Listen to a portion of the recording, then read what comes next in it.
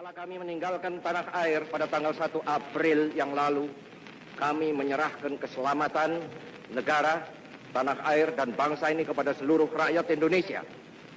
Selama kami di luar negeri, kami memperhatikan benar-benar segala kejadian-kejadian di tanah air. Dan kami memperhatikan pula segala perjuangan, segala sikap daripada rakyat Indonesia untuk mempertahankan keselamatan daripada tanah air dan bangsa itu.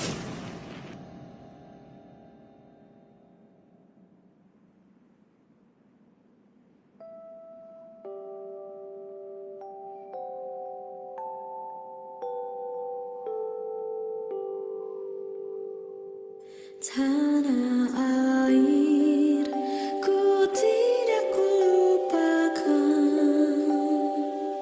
kan terkenang selama hidupku. Biarpun saya pergi jauh, tidak akan hilang dari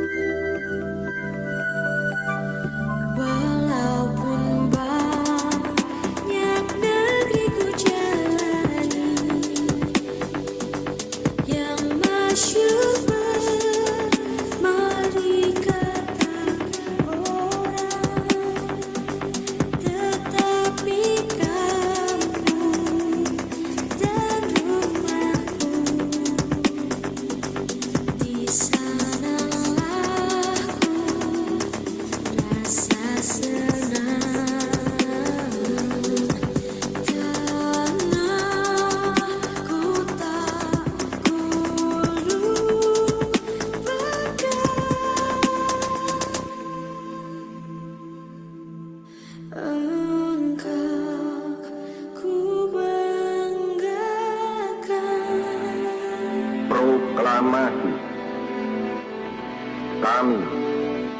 bangsa Indonesia. Dengan ini menyatakan kemerdekaan Indonesia.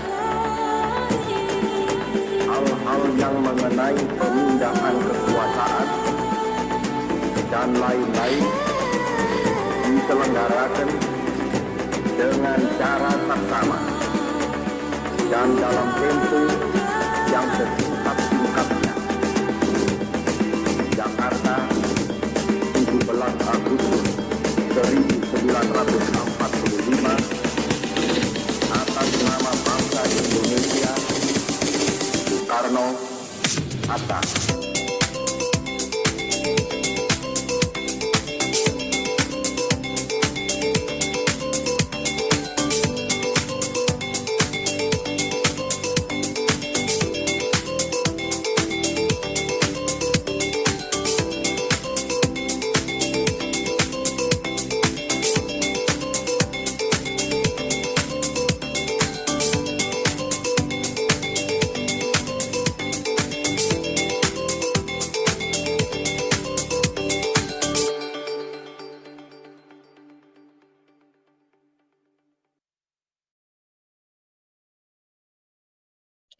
Okay, good morning, ladies and gentlemen. Welcome to the Road to Bumi Scholarship 3 Indonesia Scholars Bumi International Research Days, our ISOBRT 2022.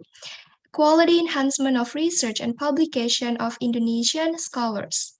And before we start the webinar, I would like to inform you to use the virtual background and turn on your camera so we can see your enthusiastic face this morning.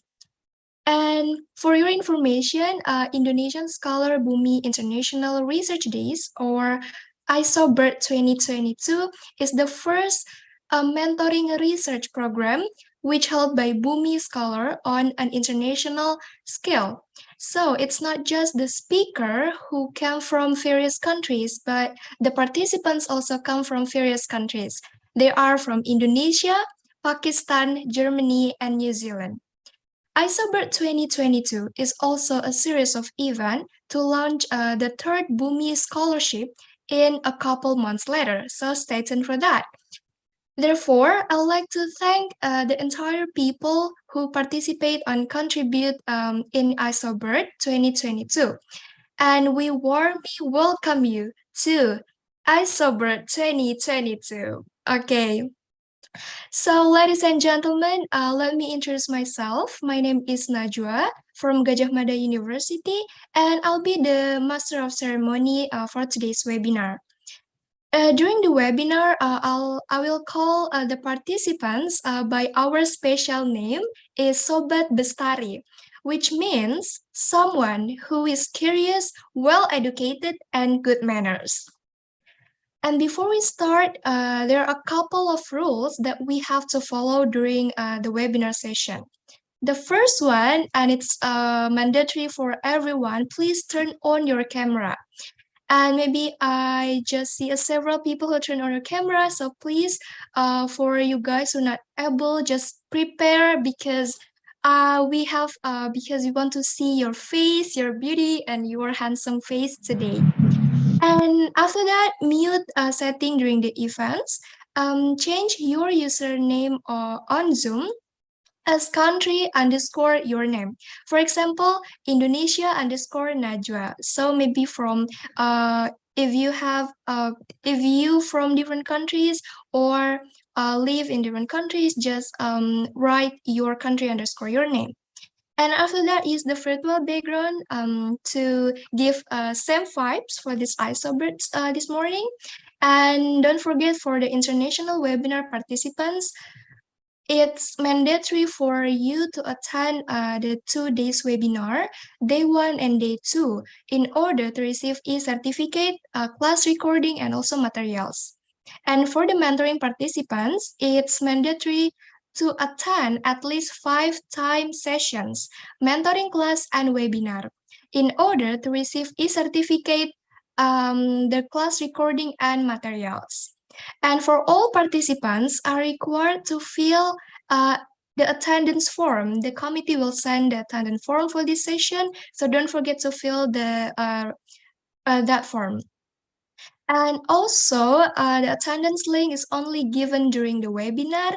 And if you don't fill the attendance link, you are conducted as absence.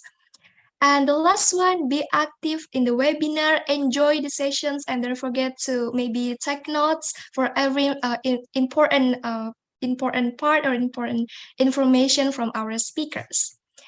And yeah, maybe hi to all participants. May I know your where you're from? Maybe I can see maybe several of you not from Indonesia, so maybe just can write in the chat box maybe where you're from and how are you? How is your feeling? Enthusiastic or excited, or maybe you feel like can't wait for the webinar? Just share the positive vibes in the chat box below.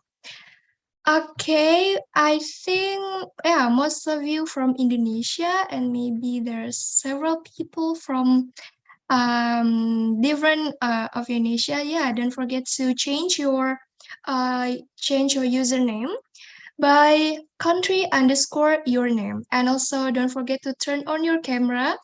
Please be prepared for this incredible webinar, because there's incredible speakers also today who share about, yeah, from Queensland. Okay, cool. Okay, maybe there is Mrs. Dwi from Queensland. Hi, Mrs. Dwi. Hope you are in the good condition today, and also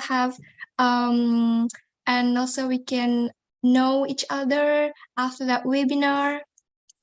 Yeah, they're so interesting to have you guys in this webinar. And I think before we start, I would like to read our agenda first today, so you guys will know what our agenda for this for today's session.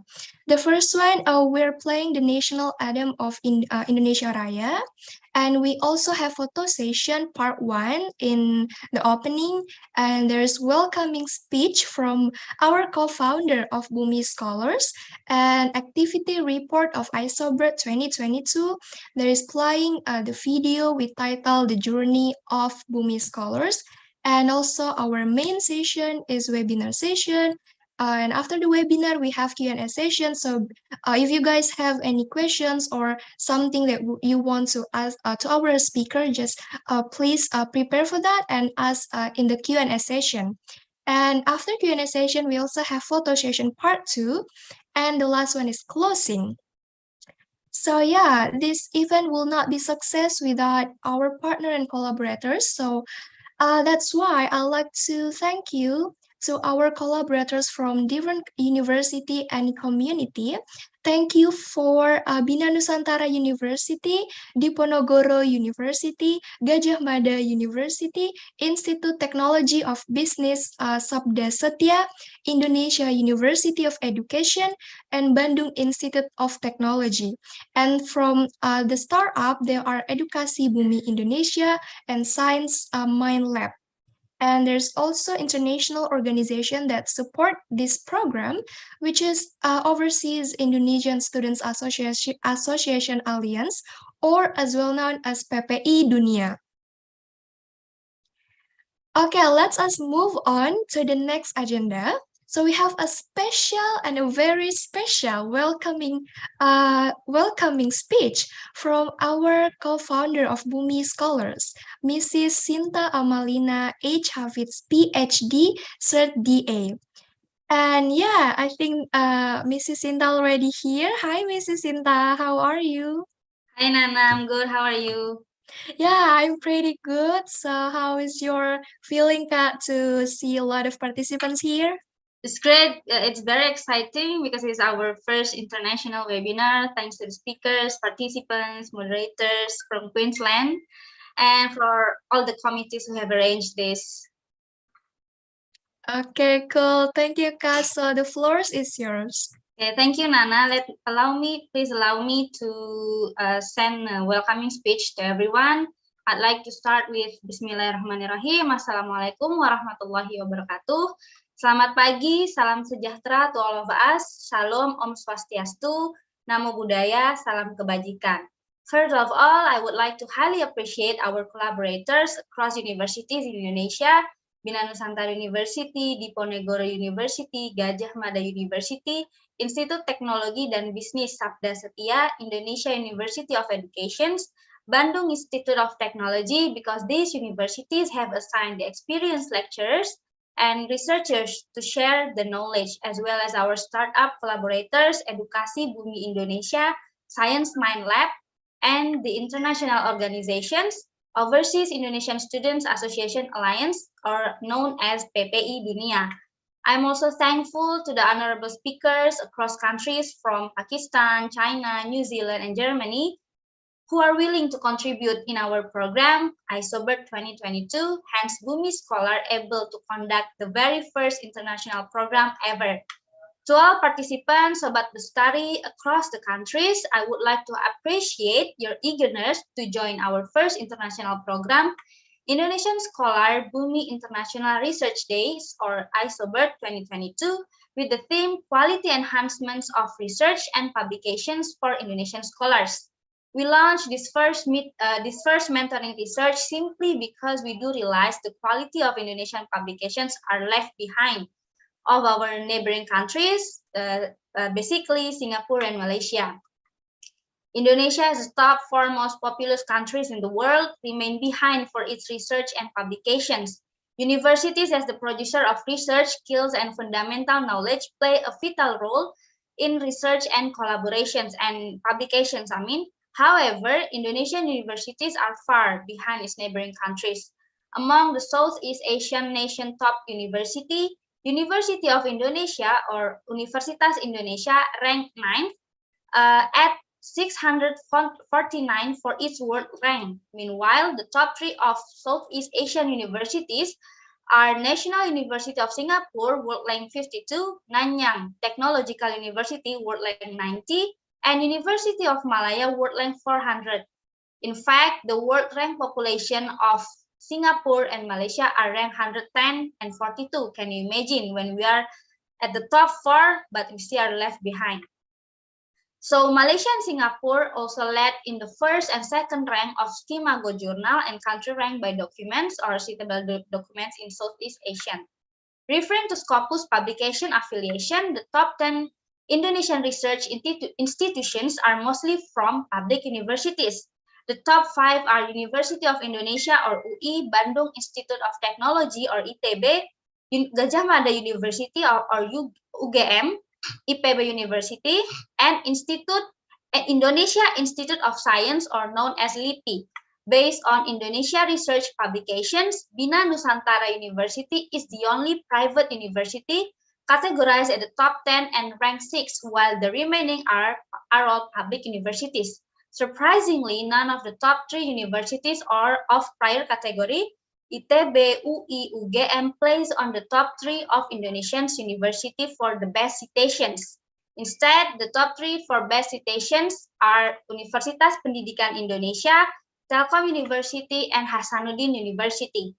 Therefore, we initiate this mentoring program to encourage all researchers in Indonesia, from the early scientists up to the experienced researchers, to keep contributing and enhance the research quality. This is also the time to start the research collaborations across universities and countries. We believe our small movement would provide the best outcome when we work together hand in hand. Bumi Scholar hopes our community services will always be remarkable to all participants and contributors. The last but not least, I would highly appreciate to all committees who have arranged this program during your busy time. I believe your dedication will positively boost up our spirit. To end my welcoming speech, I would like to close it with the tagline of Bumi Scholar. Serikat kita berseri, bersatu kita lestari. Salam Bestari. Wabillahi taufiq wal hidayah. Wassalamualaikum warahmatullahi wabarakatuh. Waalaikumsalam warahmatullahi wabarakatuh. Thank you so much for Mrs. Sinta for the welcoming speech and the warm welcome for all the participants for this ISOBERT events. And yeah, for after that, we have playing the national anthem of Indonesia Raya. So I think all of you already joined this event. So there are 97, 99, yeah, 90, almost 97 participants here. So please prepare. We already play our anthem, Indonesia Raya.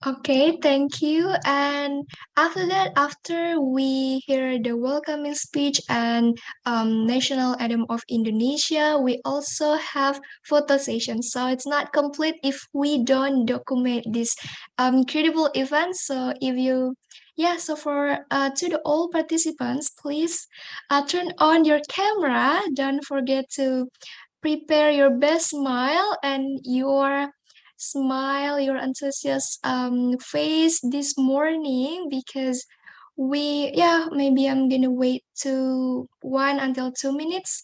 So please, for everyone who not ready yet, be prepared for this morning because in Indonesia it's almost 9:30.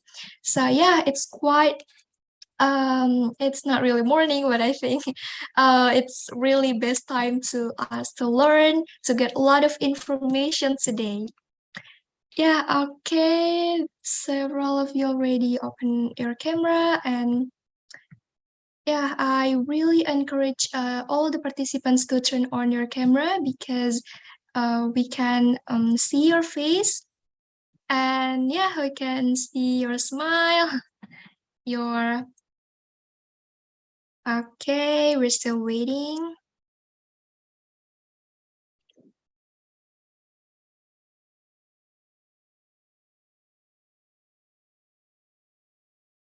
Okay, maybe we're with 1 minute left.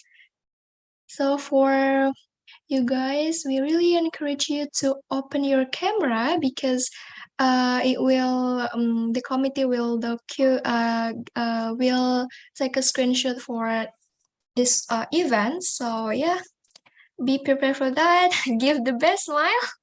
Don't forget to smile because yeah, because smile give a positive vibe. So just smile and give the energy to the participants. It's really help us to yeah, to join, and it's really help to boost your energy this morning.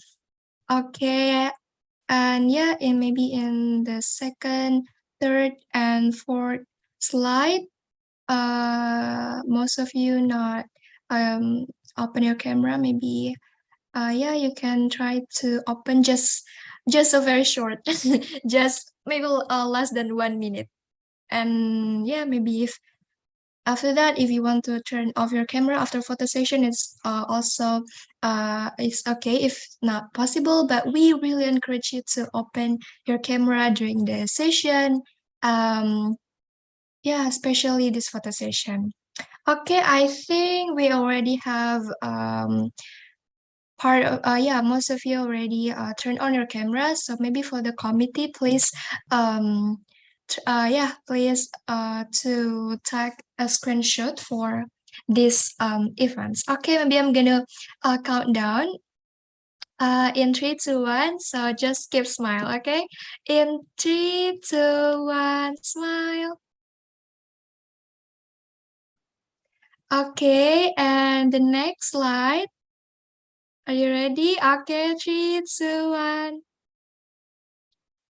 Okay, I think because third and the fourth slide, you guys don't turn on, so I think I'm gonna, yeah, so I think that's for the photo session. And after photo session, we have the activity report.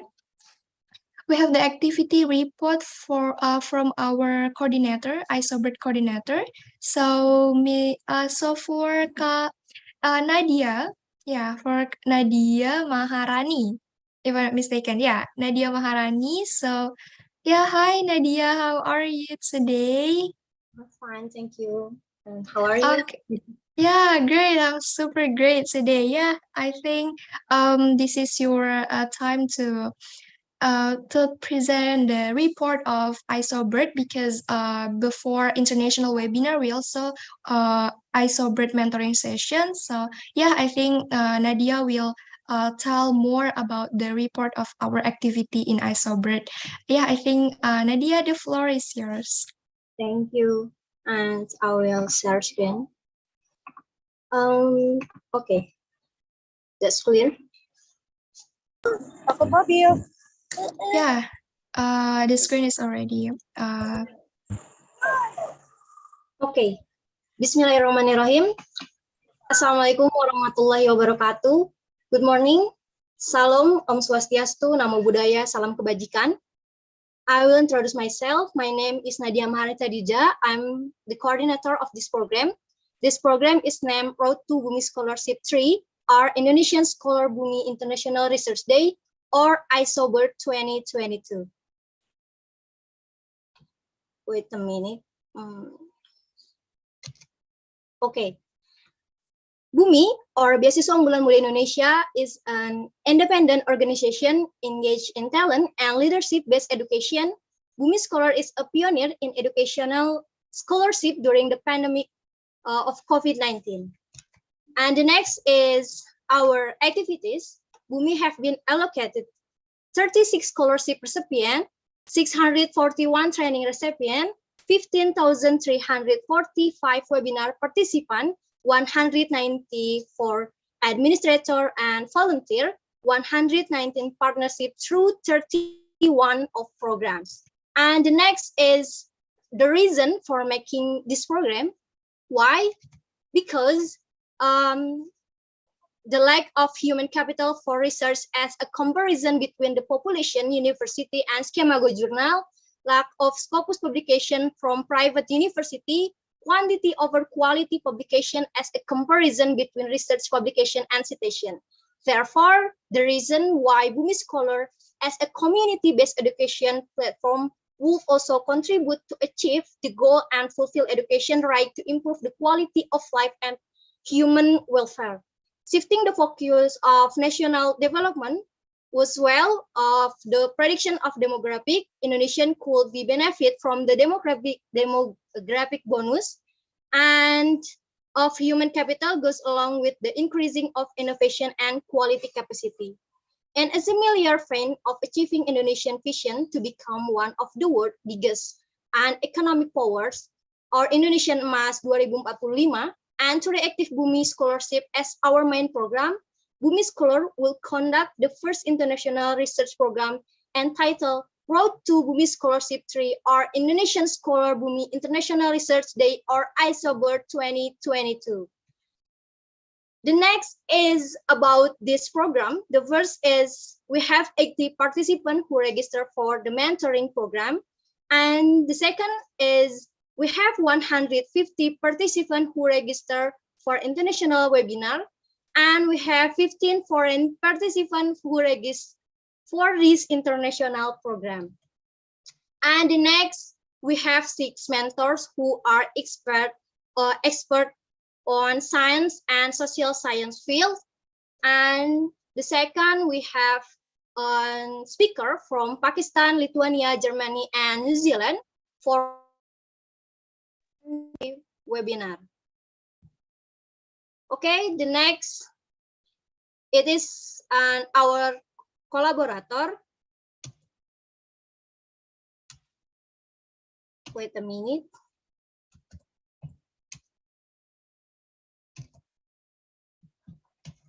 Okay, this is our collaborator. Bina Nusantara University, Diponegoro University, Gajah Mada University, Institut Teknologi dan Bisnis Sabda Setia, Indonesian University of Education, Bandung Institute of Technology, and we have collaborator with a startup. It's Edukasi Bumi Indonesia Science Mind Lab, and we have collaborator with Overseas Indonesian Students Association Alliance, or we have called PPI Dunia. Okay, that's all. ISOBERT activity report from us. Thank you for your participation. Hopefully, all participants can get knowledge for this activity. That's all from me. Thank you. Wassalamualaikum warahmatullahi wabarakatuh. Wassalamualaikum warahmatullahi wabarakatuh. Thank you so much, Nadia, for the report. And yeah, hopefully we can conduct an ISOBERT program next year. So maybe if you guys are not ready yet, join this program, you can stay tuned in our social media or Instagram to know more events about.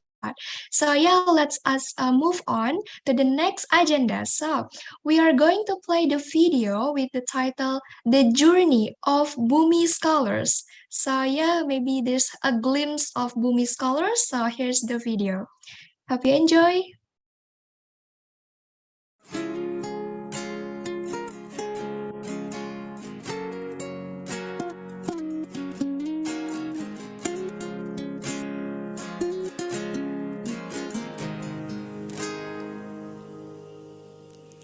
Hanya bilik bambu, tempat tinggal kita, tanpa hiasan, tanpa lukisan. Beratap jerami, beralaskan tanah, namun semua ini punya kita. Memang semua ini milik kita sendiri. Hanya alang-alang pagar rumah kita, tanpa anyelir, tanpa melatih. Hanya bunga baku tumbuh di halaman, namun semua itu punya kita. Memang semua itu milik kita. Lebih baik di sini.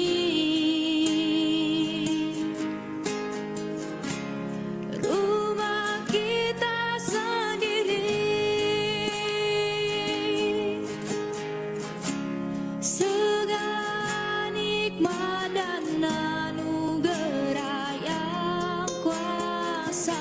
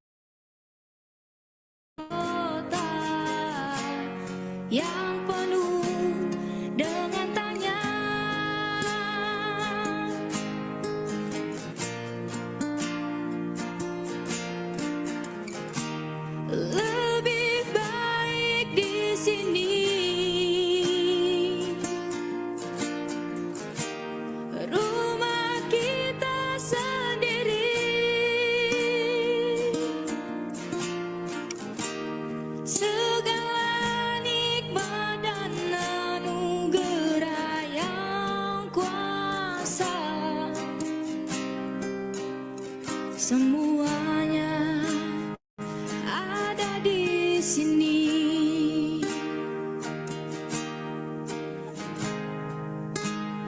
Rumah kita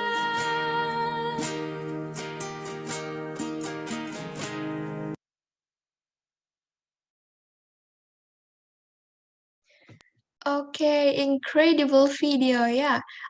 From that video, we can see how important education to improve the quality of human resources and how impactful it for improving the quality of the nations. So how far we go to another nations, another country to pursue our career or our degree, but after that, I think it's better for us to come back to our country to build our country to be better. Yeah, and I think yeah, like Nelson Mandela said that education is the most weapon, is the most powerful weapon. So you can use that to change the world.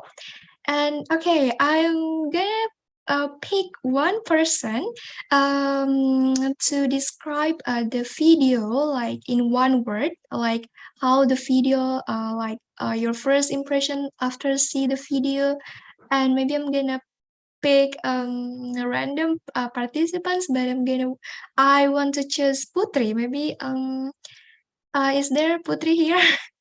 Hi Putri. Hello, Najwa. Hi, how are you Putri?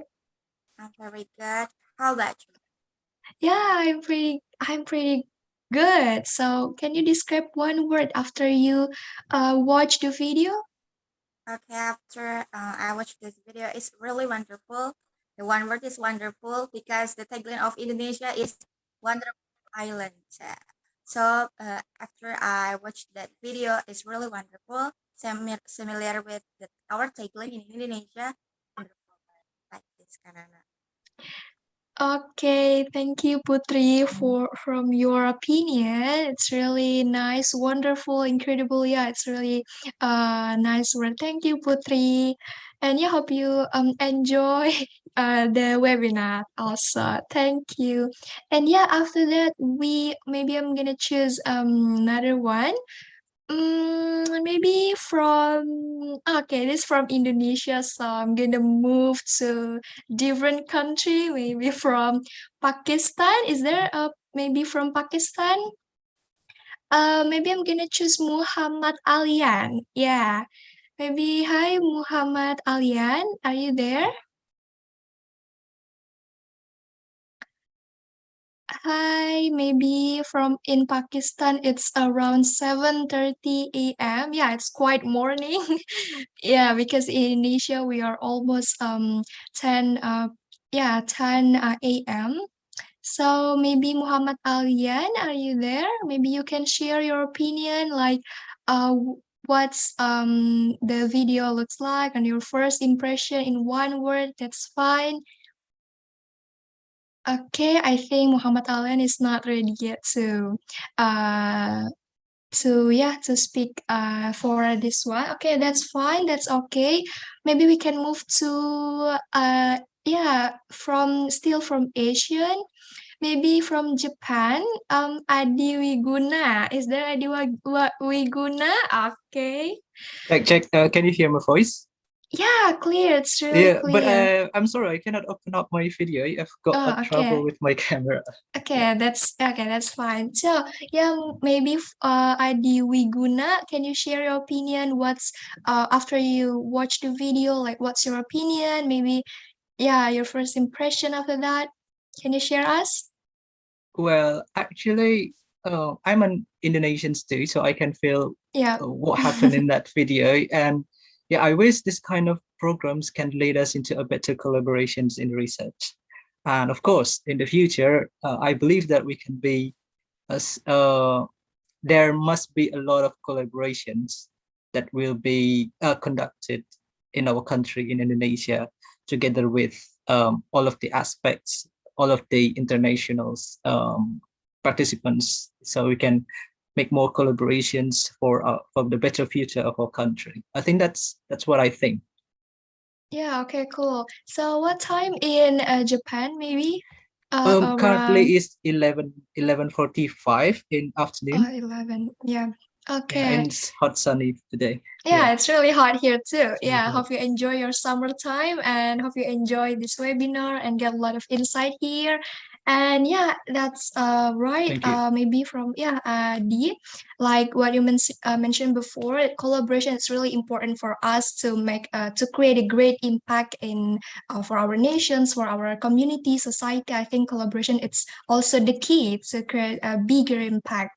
Yeah, it's really nice to talk with you. And after this, we have a very special because this is the main event that we're waiting for after opening sessions, welcoming speech, and after that, we are ready to this event because yeah, this is the main event. So, ladies and gentlemen, today we have special speakers who talk about research and publications. They are Dr. Manfredo Manfredini from Auckland University, New Zealand, and also there is Dr. Fahim Ahmed Khan, BSc MS PhD from Pakistan. So yeah, welcome to our speakers.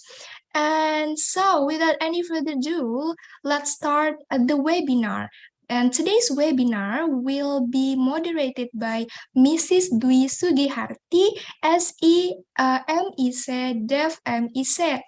And Mrs. Dwi is a development planner and an economic analyst and currently undertaking PhD in economic at James Cook University, Australia. And yeah, she's also a chair of Tourism and Creativity Economy Commissions or PPI Dunia. So hi, Mrs. Dwi. Yeah, Hi, so please welcome. This is Mrs. Dwi. Hi, Mrs. How are you today? I'm very well, thank you.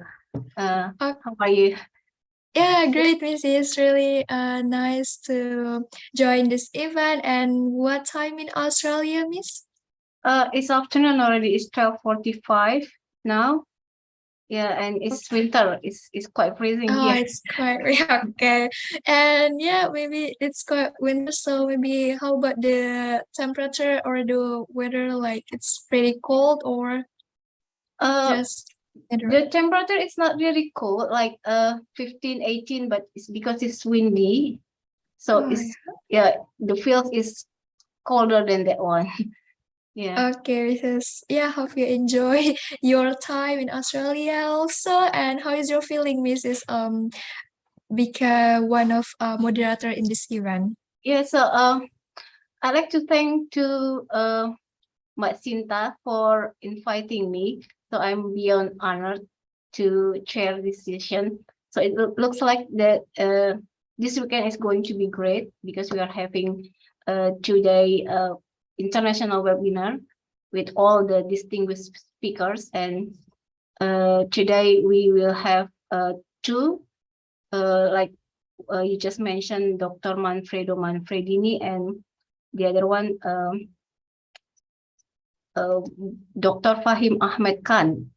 Yeah. So I read the resume about this gentleman and I was so amazed because they have published, a lot, more than 100. So yeah, I believe that everyone can be, we can benefit from what we are going to have today. And yeah, let's enjoy. Thank you. Okay, thank you so much for Mrs. Dwi. So the floor is yours. Okay. Good afternoon, everyone in Indonesia and also in Pakistan, and good morning. Good morning, everyone in Indonesia and Pakistan, and good afternoon if you are in Australia too, or I think in New Zealand is almost, is it 2 something p.m. So like I said, this weekend is going to be great for us because we are having 2-day international webinar, and today we are having two distinguished speaker, and I'm beyond honored to chair this session. The first one is Dr. Manfredo Manfredini. So at present, he's holding quite many prestigious positions. This is amazing. So he's a director and an associate professor at the School of Architecture and Planning at the University of Auckland, New Zealand.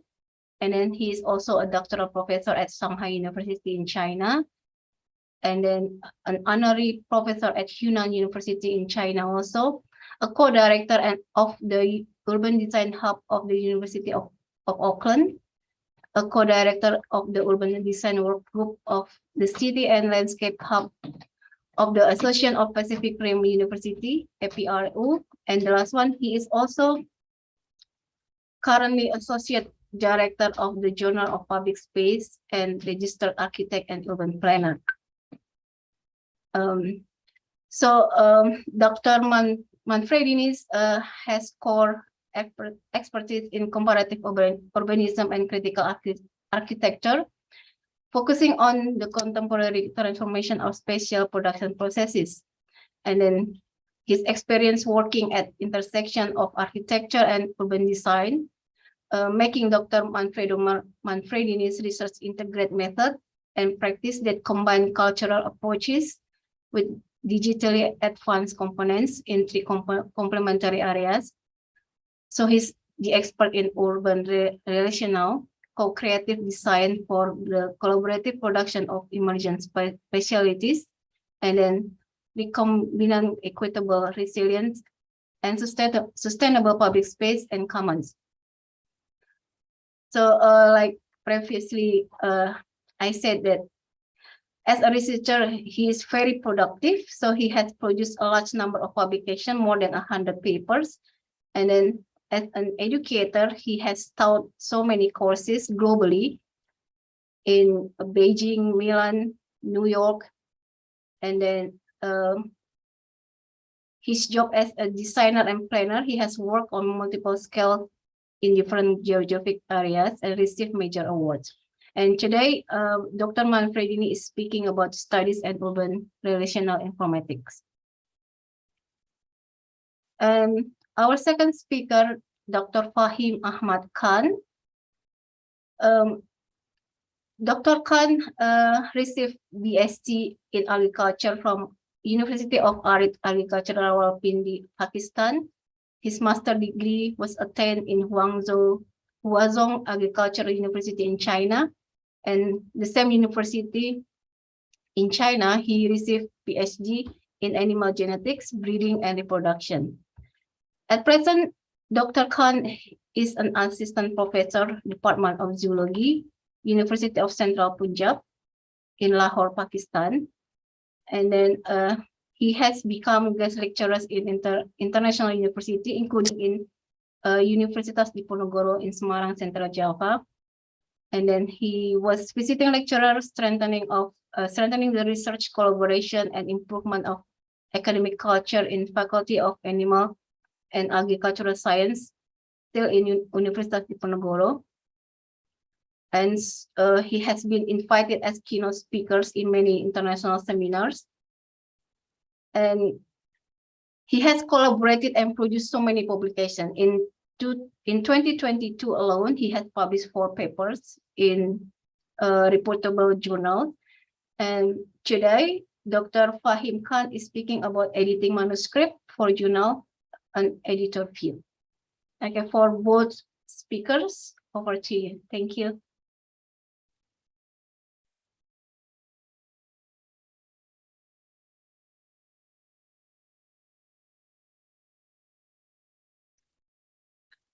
Hello, thank you very much. So first, should I present Dr. I think I think Dr. Manfredo is Yeah, I'm here, ready to go. But okay. please, Fahim, if you prefer to go first, I don't mind. sorry. I because you didn't talk, so that's why I was mistaken. No worries. I'm please go ahead. I'm happy to leave the floor. Yeah, please take. Absolutely. Yeah, thank you very much. All right. Okay, so now, in first place, how do you say, terima kasih banyak? Does it make sense for inviting me? Very happy to participate in this event. And my Indonesian is over here, so I can't speak anything else. I don't know any single other word. I think, no, the other thing is that I think we used to call boo, boo the wee is how I would call you. Anyway, no, thank you for inviting me. I'm very happy to participate in this event, and I'm very happy that this is actually an event organized by so many friends I have in Indonesia, particularly at Gajah Mada. Gajah Mada, where we have a long-standing collaboration. We've done several things together in the last few years, 3-4 years. I haven't been there, unfortunately, since the pandemic. That's really something that hurts. I tried several times to get there, but maybe we can do it later this year or next year. So, and particularly like Indonesia and the different landscape and cities. For instance, the incredible difference between cities like Bandung. I've heard that ITB is also part of this initiative, and Yogyakarta itself. Last time I was there was extraordinary. It was the coffee festival, so the city was just an amazing place, just a super playground. And of course, the big other city, which is the super city of Jakarta, a crazy city. Every time I go there, I'm losing sense of time because sitting in a cab or a taxi for so long time to go from a place to another, just something that creates an incredible experience. That the first time is shocking, but then you get acquainted to it, and you manage to do other things while you are sitting in a taxi. Anyway, as I was saying, and also at University of Indonesia, friends, but I understand that University of Indonesia is not part of this initiative, unfortunately. Anyway, thank you very much. I think it's really good that we had this possibility of working together here with Gajah Mada and probably some other people that are interested in the area in which I'm working, which is architecture and planning, urban planning, urbanism. There might be a possibility of seeing each other relatively shortly, in short time, because in a few months there will be a beautiful conference of the Institute of Architecture and Planning, each of 2022, by the way, organized by Gajah Mada. Now, going straight to the point, because I know that we are a bit ahead of time, but maybe we have the chance to expand a bit more on what we wanted. In first place, can you see my screen? Hello? Yes, we can see that. So the one with quality enhancement of academic research and research outputs? Yes, exactly. Okay, because I have 3 screens, I never know which one I'm sharing. Unfortunately, for some strange reasons, I don't see the frame that usually appears when I share my screen on Zoom. Right, so thank you for the introduction. I don't need to say anything else except for the fact that I'm not New Zealander. So you might see from my surname, doesn't look like a surname of New Zealander. I'm actually from Italy, I'm from Milan. And that's where I studied, did most of my studies at the Politecnico di Milano, which is one of the, well, possibly is the most dynamic and active school of architecture and planning in Italy, and one of the most active for sure in Europe. And there I also not only completed my studies, but also taught for 10 years. And it allowed me to possibly start seeing things in a very international way and addressing research in a very much articulated way, in which research becomes quite close to activities of teaching, and in some cases even administration. One of the reasons why I'm so familiar with many other places, and I'm teaching in China, teaching in other places. For instance, last week I gave a lecture at the University of Queensland in Australia. Is because probably one of my most important focuses is really internationalization. Internationalization that allows to bring not only connection, create partnership, but also to make research essentially constitutive part of teaching, which is my main activity. Well, in reality, my content is 40% research, 40% teaching. In reality, probably I'm doing a bit more with that, the remaining 20% of administration, but that doesn't really matter for the conversation today. What matters is really that teaching is becoming more and more connected to research and is not only informed by research, but informs research. So teaching and research are nowadays incredibly connected to each other. And the more we go further in the programs, from the bachelor to the master to PhDs, the more, of course, intense becomes the research component. I have nine PhDs at the moment here. And I have to say that I probably learn and do much more activity with them than on my own particular specific interest, research interest, or specific activity. I have to say that, of course, my research students are all research students that are happy to work on themes and topics that are at the core of my experience, both because they can take advantage of my interest and expertise, and also because that makes much more capable themselves to engage at a wider stage. Right, so you can go further here. It seems a bit lower there, but black screen, spectacular. Because we went to the last one, it was 7. Then I go back to the beginning. There we go. Now I understand that one of the most important things for this webinar is the question of research and publication. So we live in an age in which there's this sort of mantra, publish or perish. So if you don't publish, very trouble. But I've been quite lucky, and I have to say that after moving to New Zealand, I taught for 10 years in Milan, and then I came to New Zealand, well, in the meantime, teaching also but say as permanent employment, I was permanently employed for actually 11 years in Milan, and now I've been here for almost 12. Well, actually 12, because it was July when I arrived here, 12 years, yes. And I have to say that I never had anyone, head of department or dean or whoever, actually too much putting pressure on me on publications. And I have to say that, for instance, when I first arrived in New Zealand, my head of department was totally fine. I wouldn't publish anything. I probably published a couple of papers in 2 years. But the head of department was totally fine.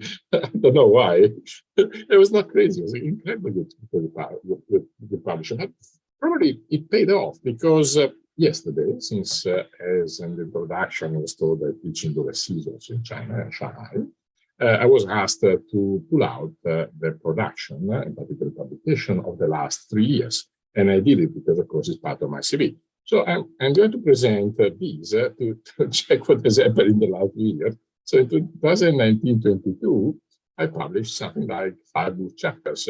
3 of them are quite important because they are in publications that, well, in first place, are from major publishers like Springer Nature or Routledge, but secondly, because they all come from collaborations.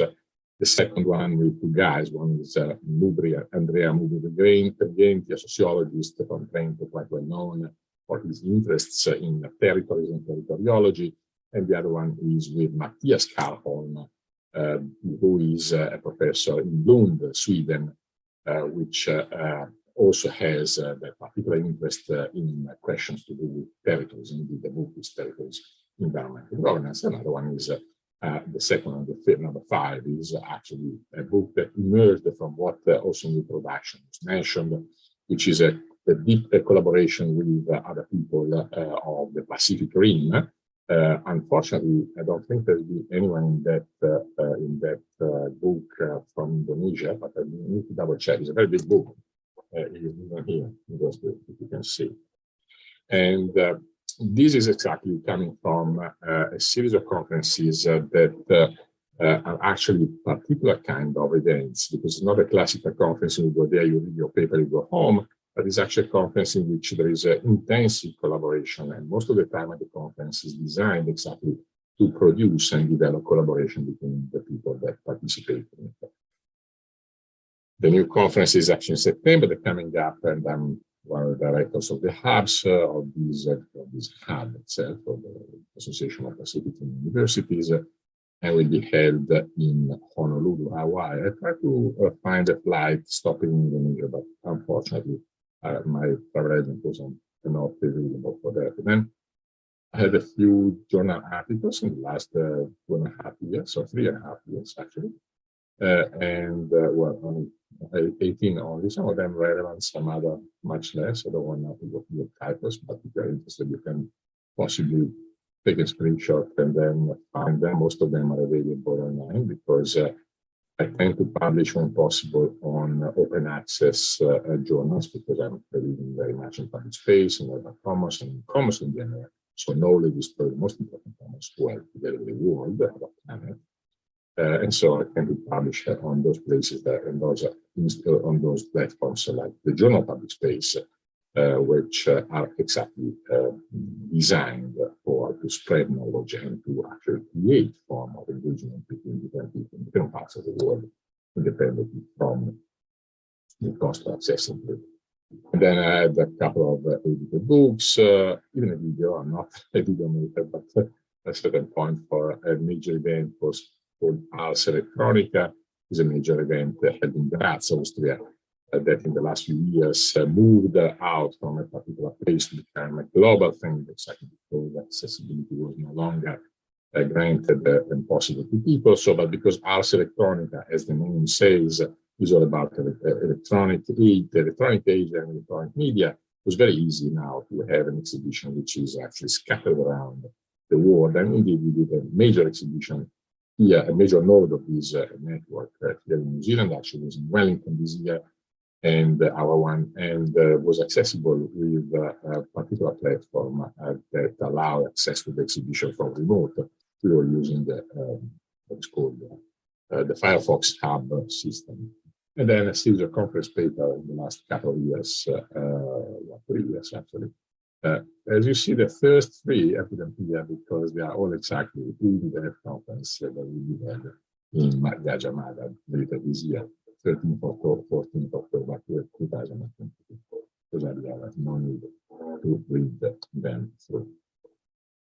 Now, going back to what I was asked to say and to do. So I said, well, I can't give much advice, but maybe if I talk about my experience, that would be useful for students to see if they can somehow take advantage of old guys like me to design their own career in a way more aware of what are the risks, the perils, and maybe the objectives.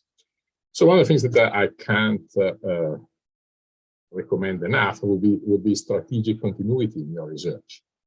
So myself, I did my doctoral studies where there was a bit of a complication again, because my doctorate was a consortium of 3 universities, taken in Milano, where I was actually based, the University of La Sapienza in Rome, and then Federico II in Naples. And not to make it simple, my life, I eventually studied in Berlin at the Technical University in Germany.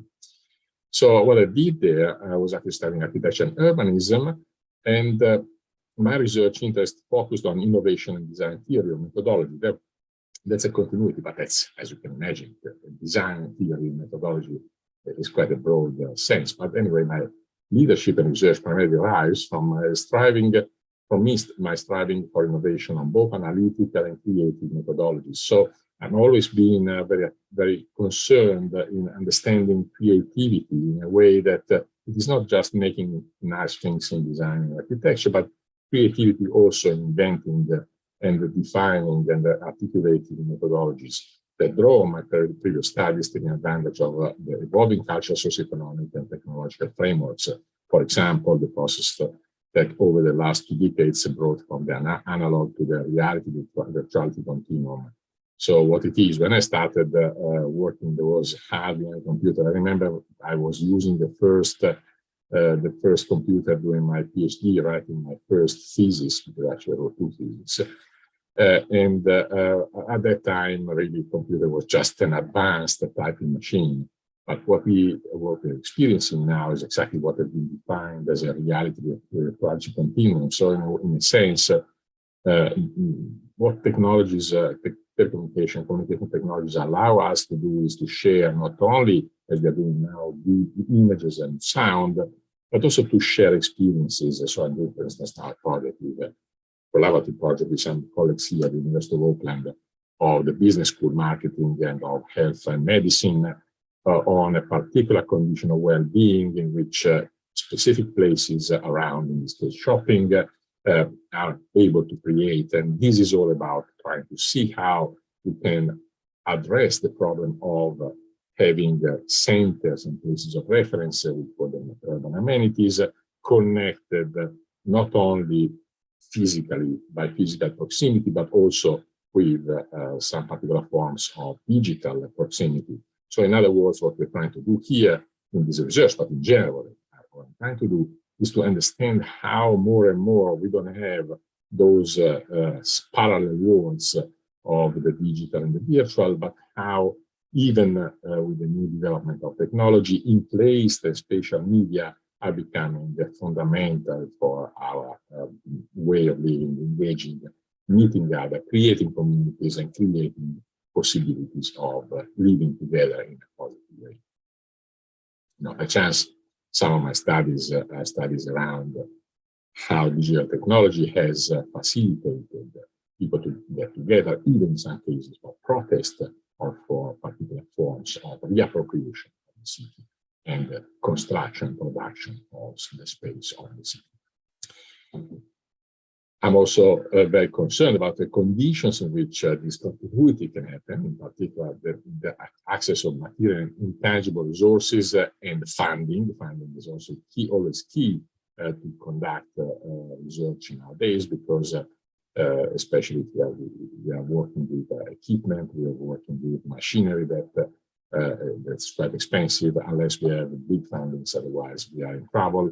And this is something that is becoming more and more important and essential. So funding application, receiving funding, essential to our activity as researchers. So I will, I don't know if, how much you work in this organization, in this training on this particular aspect, but expect yourself spending quite a large amount of time in preparing the funding applications, because that's what makes and allows your research running. And then, of course, partnership in academia are very important, but partnership also with civil society and across multiple scales, what I was saying before, particularly because of my activity being active on the international field and the director of international engagement of the school, of my school, but it was the same thing that I did teaching in Milan, but specifically because I believe that now it is absolutely important to find partnership with people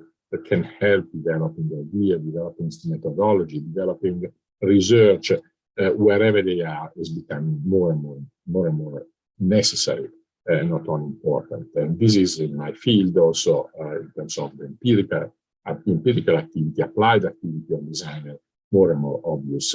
So I'm talking to friends that work in practice, and sometimes I do some job as well as consultant, and most of the job is no longer based in the same place in which we are.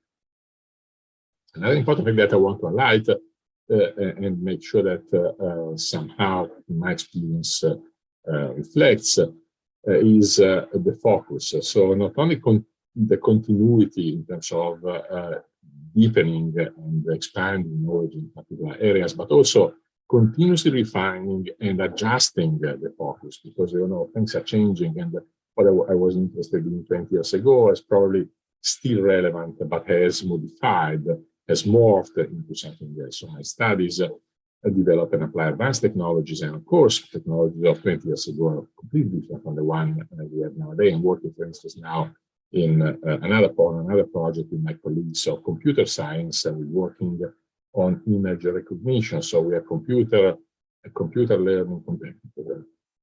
We have system which essentially allow us to use artificial intelligence to work with big data, and those are elements of analytics that we're doing to understand how people are actually behaving and perceiving urban space. So what we're looking at the moment is at collecting and analyzing data from social media to understand how forms of relations, in place relation, as I was saying before, situated relations are very different if you consider them how they appear to the naked eye and how they really act when we evaluate how they are related, for instance, mediated relationships. So we're using, for instance, one of our main sources of information or data is Instagram. And with Instagram, I don't have time today to show what we're doing, but we can do network analysis and understand social network, what we tend to call communities, and how they are completely different from what they appear over the real, how to say, naked eye vision of the urban plasma, which is how the city is defined by Bruno Latour, a fantastic sociologist, French sociologist, and what I like to consider. So the city as a plasma, so nothing which is static, but a continuous space of dynamic interrelations. So, as I was saying, machine learning is what we're doing to study, for instance, data from collected from Instagram, and in particular to investigate the emerging and the architectural design issues in urban public space and commons. And as I was saying before, referring to publications, I'm very interested in what we have in commons. And public space is a sort of commons. So, but what is the commons? Well, in reality, is everything that we share. It can be the knowledge, it can be the planet itself. Now we know we have huge crisis in terms of how the planet is mismanaged by ourselves. It's incredible how we are capable of developing incredibly powerful techniques, but we are capable of destroying our ecosystem. And that has to do also with particular forms, saying in which knowledge is embedded in space, and very interesting historical cities and historical city regeneration, and the problem of housing, considering that how the house, or at least the availability of meaningful places to dwell is absolutely a fundamental right of each human. So, representative of the recent consolidation of the stream of my study, the progressive hybridization of physical and digital public spatialities. So again, here, understanding this reality, virtuality continuum of which I was talking about before, is the foundation of my Urban Relation Informatics Lab, which is at the Digital Research Hub. I'm director of this entity here at the University of Auckland, that allowed me to, as I was saying before, attract some funds and publish some of the papers that you've seen before in the list that I showed you. Now, as I mentioned before, developing tactical partnerships, or having partnership. Some of my research partners are long-standing friends now, very long-standing friends, people that I knew when I was a even student. But I have to say that the partnership nowadays tend to be very much project-based. And so, for instance, the project that I was telling you before about grocery, about the supermarket, how we call it, is a project that has started exactly because of an absolute conjunction of things. So, which is that the university all of a sudden decided to fund a new project, we call them transdisciplinary projects. So essentially projects in which different departments of the university start collaborating instead of being in our silos, our architects and planners just talking to each other and so on from the others. The idea was to encourage communication and interaction and sharing the knowledge between different departments. So we started exactly 6 months ago these very interesting projects, and that's what exactly is becoming more and more common. You find ways of establishing partnership that are very much based on specific necessities, opportunities, and conditions. My contribution to research environment is also relevant. It includes the development of steering information research network, for instance, the non-profit organization City Space Architecture, which is a large organization, and we'll talk about it in a minute, or organizing conferences. I'm organizing, for instance, a conference next year. I hope some of you interested in the question to do with urbanism might join it. Is a conference that will take place here. And because I'm not very convinced exactly that localization is unique, as I told you before, because of this digital environment, this conference will be multinodal. At least we have 2 nodes at the moment. One is Funan University, where I teach also, and the other one here is in New Zealand, so there will be a university open and that university in China, and the conference will be held at the same time in different places. Why? Well, in the first place, because I believe that this question of locale and territorialization has moved on to a new thing that I call translocalization, but in particular because that has to do with the question of sustainability. We don't want people to travel hours and hours and hours with an incredible footprint, carbon footprint that destroys our environment. And of course, organizing exhibitions and in a way publish also or present in this exhibition my work in my cases at the beautiful event, which is the most important in this part of the world, so in Asia, in East Asia, which is the Hong Kong Shenzhen Biennale of Architecture and Urbanism, where I participated in 2013, and I don't know if I will participate again, but I did in 2019, and maybe next year we'll talk about it. We are able to follow it on that, to follow up on it. And then the question of dissemination. So it's very important not to forget to publish, not only because that's what will get it going and probably promoted if you are at university, but also because through publication you can share your findings and possibly find new opportunities. So what I've done here, you can see in this list, I published quite a bit, not necessarily always high-level things, but you know, it's always important, I think, to have things out there that people can read. So it doesn't matter what academia.com, for instance, maybe you might find some of those free access articles. And yeah, I've also in the end listed my creative work as an architect. I worked quite intensively as an architect when I was, say, in Milan and before becoming a full-time academic, and that was incredibly productive and that incredibly important for me now also to teach, because that gives you a sense of what it is that is important in research to really contribute to knowledge and contribute to society. And then, of course, the externality, recognition.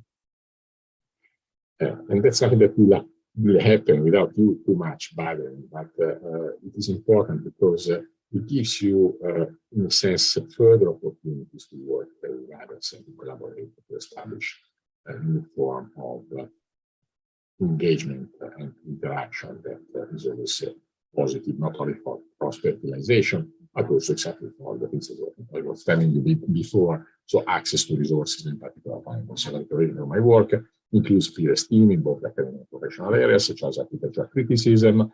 I was very lucky to be in one of in one group who won the top award at the Biennale di Venezia Architecture, which was the top exhibition in that field in the world. In the academic context, I'm a honorary professor in a university, and I taught wherever, in any part of the world, except for Africa. I probably taught there. So in Indonesia, I gave lectures in Surabaya, Yogyakarta, Bandung, Jakarta, and Depok. And you can probably tell what are the universities I'm talking about, because I'm the top universities in those particular places. I work with governmental sectors, for instance, when there was a big conference organized by the Ministry of Housing in China, which you can imagine what it is, it's a huge machine. And I work with non-government organizations, and I'm a board member of City Space Architecture, which is a non-government organization that works in partnership with the United Nations, a non-government organization that has not only that Journal of Public Space that I mentioned before, but also a newly instituted Public Space Academy that, exactly because of the reason I was mentioning before, will be for free. And of course, I work also in that wider public sphere, and one of the things is participating in large exhibitions that are open to the wider public. Excuse me. Yes. Dr. Manfredo, this is just kindly reminder that you have 4 more minutes. I only have 4 minutes. Okay, I can close anytime. When the time is over, I just cut. because otherwise, yeah, go forever. I was talking about my different axes of research, but maybe I skip of them. I have 3 axes of research. One is called the urbanization informatics, space, and the cities.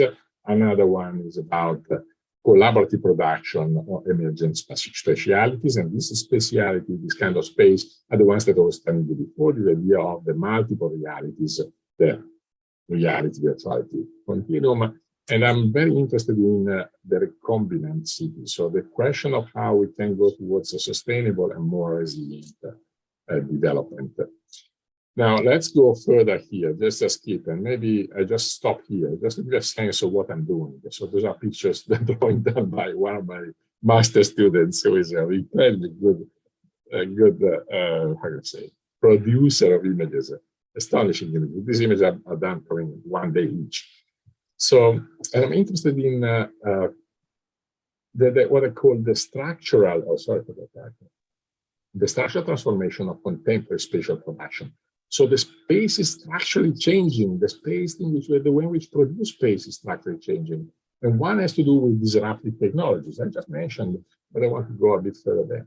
I think it's a mega trend, and there is a form of disruption that we have to do. But I affirmatively consider it. So I think that this is so important to take it positively, because these things is something that has to do with the progressive acceleration of our life world, and produces a dynamism that exceeds the individual capacity to synchronize with it. So in other words, this disruption that if we can't address them properly, will create a desynchronization of ourselves with who is next to us, with the environment which is next to us, and with the world, where the world itself is.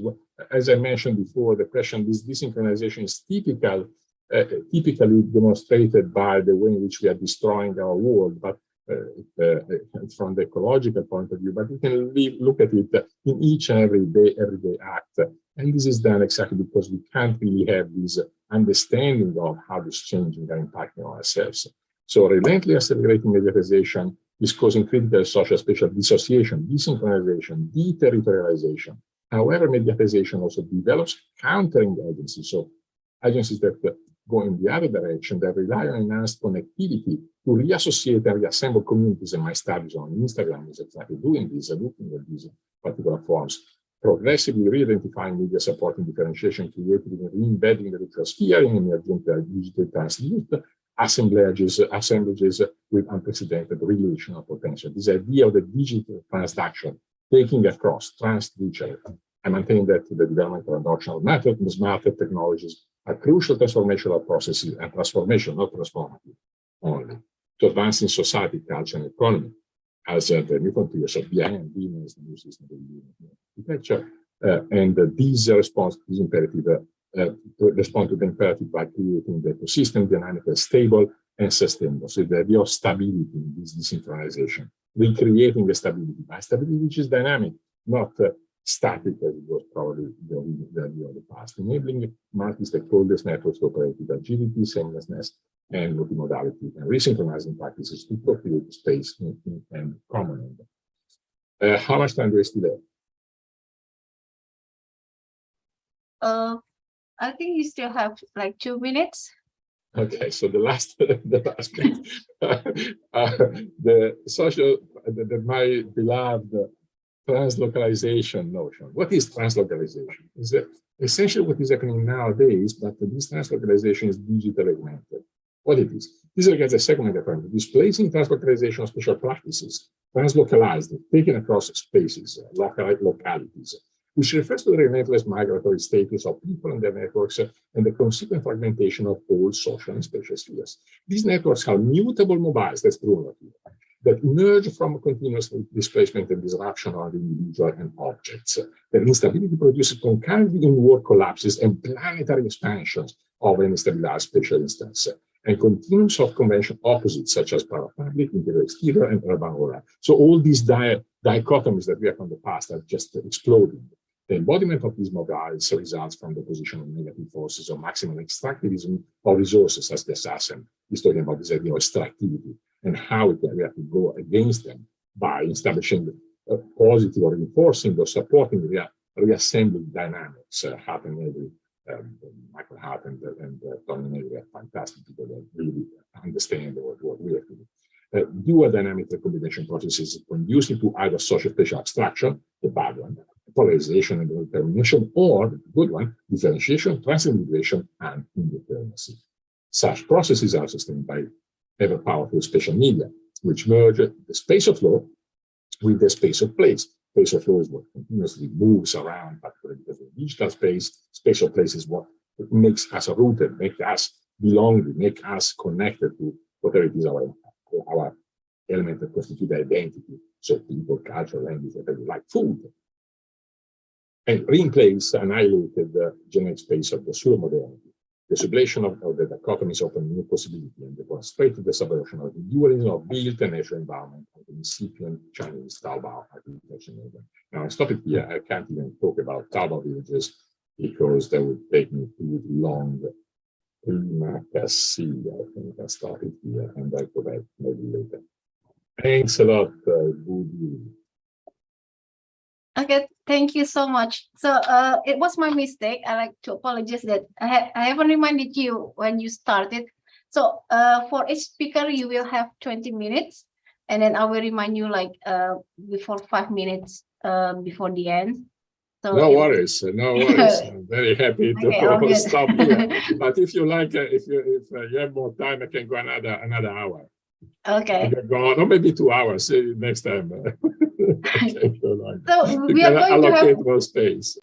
Okay, we are going to have question and answer right after the second speaker is done. So it's going to be overall questions. Okay, thank you.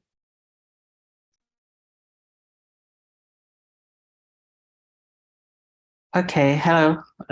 Thank you, Ms. Devi, and thank you, Bumi Scholar. Good morning from Indonesia. Yeah. So today I'm going to present my talk. Let me share my screen first.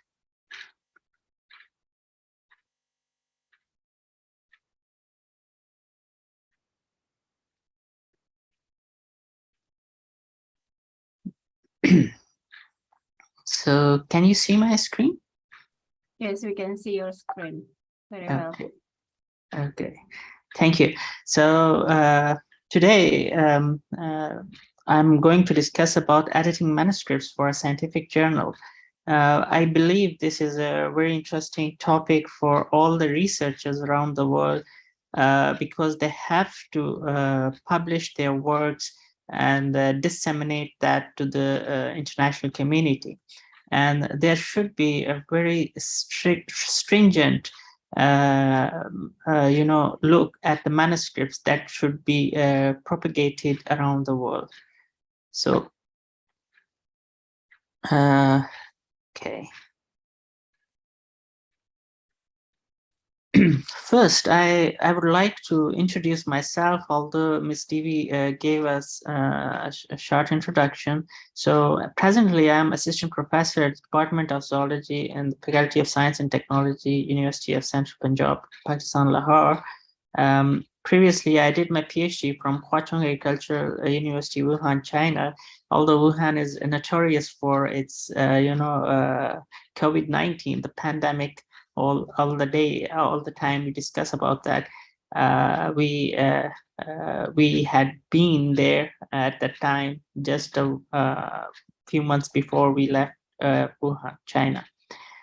My specialization is in animal genetics, breeding and reproduction, but along that side, my master's and bachelor's was in plant sciences. So I can oversee different fields integrated together.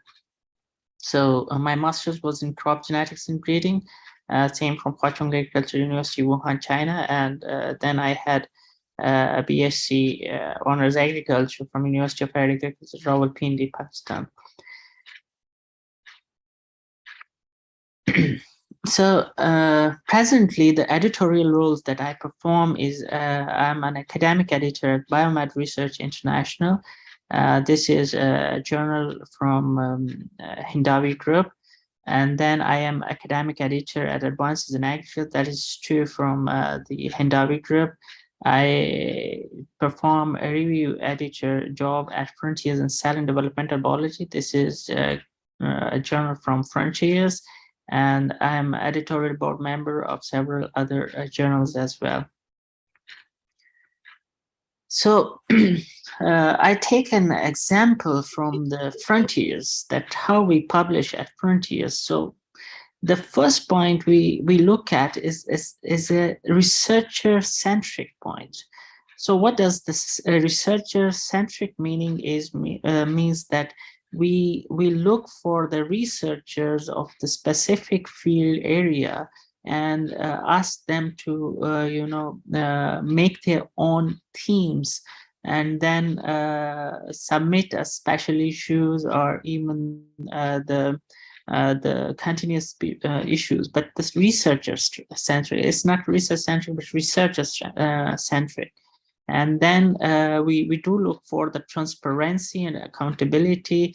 In transparency and accountability, there is a specific rigorous peer review process in which first we invite independent reviewers, and then we have interactive review sessions, and the interactive this process is a little different. For example, the independent review reports are first invited by the associate editor. If he found that the research is publishable, then he called for independent reviewers to review that manuscript. If the manuscript falls in accordance with the reviewers' comments, if they feel that it can be published, then we open up an interactive review session.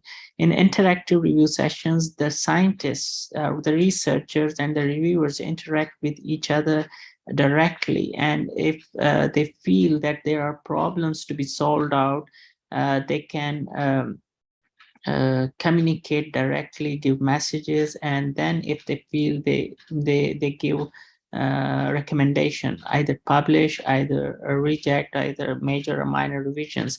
So this is a very clear, rigorous peer review system.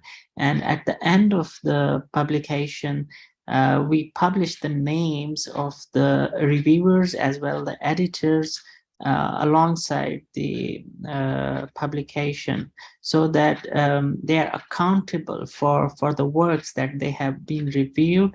They reviewed those papers. So this is one of the way to overcome the process of independent stringent review process.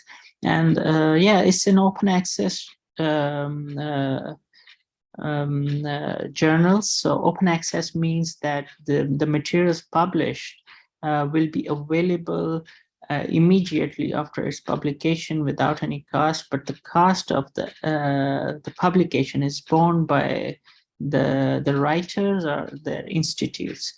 And as I said, that it's an independent review stage quality, interactive review stage quality. The editorial board look for all those review processes that it had been taken out without, there should be a kind of,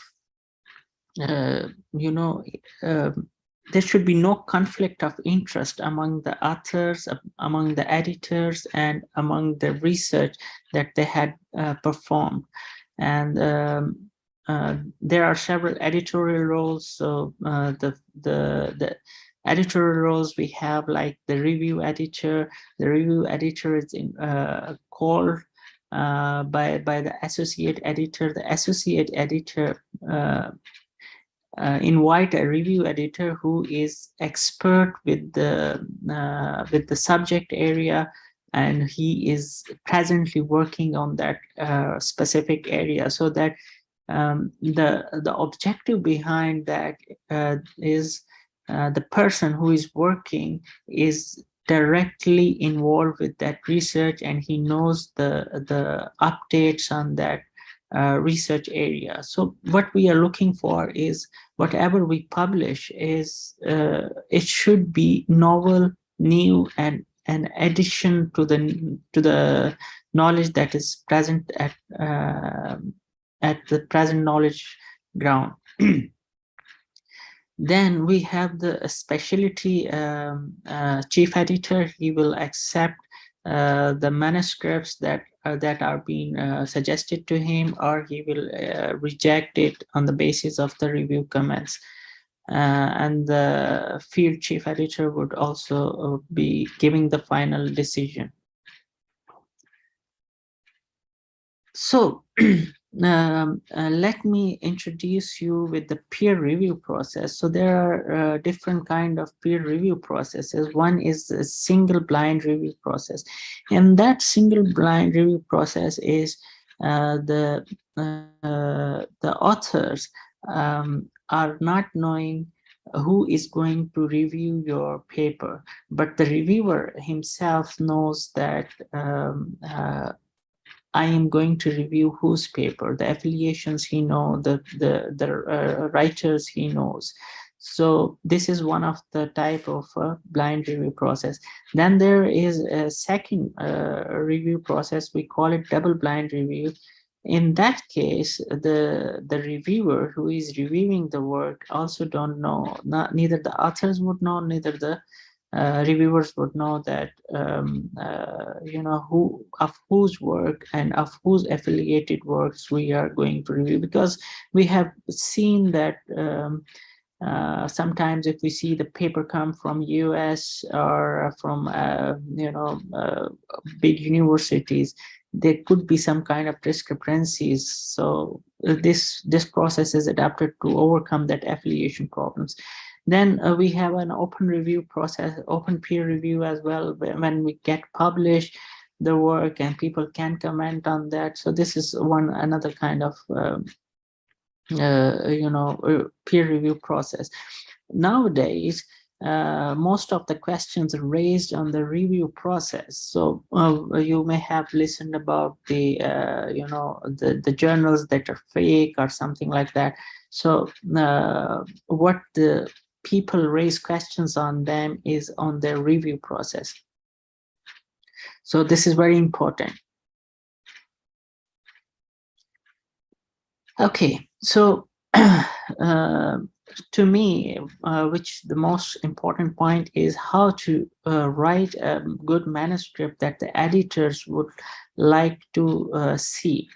So the first point is the story building. Whatever article you write, there should be a good story behind, which can you know make the people read it with in a novelistic way, right? Then that paper should have a very good history background of the problem. Often the articles which we read, they don't follow any problem question, whether it's in social science, whether it's in biological sciences. So we need a question behind, a problem question that should be phrased very clearly.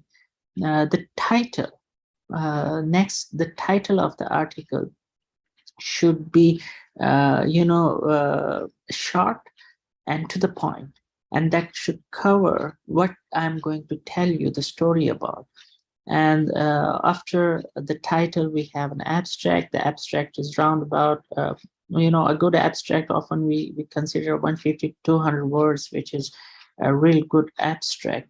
And it should encompass all the stories behind that that you are going to discuss, and novelty of your work, alongside the methods that you have written, and then the introduction, literature review, material matters, results, discussion, conclusions. These parts I will discuss it in my next slides.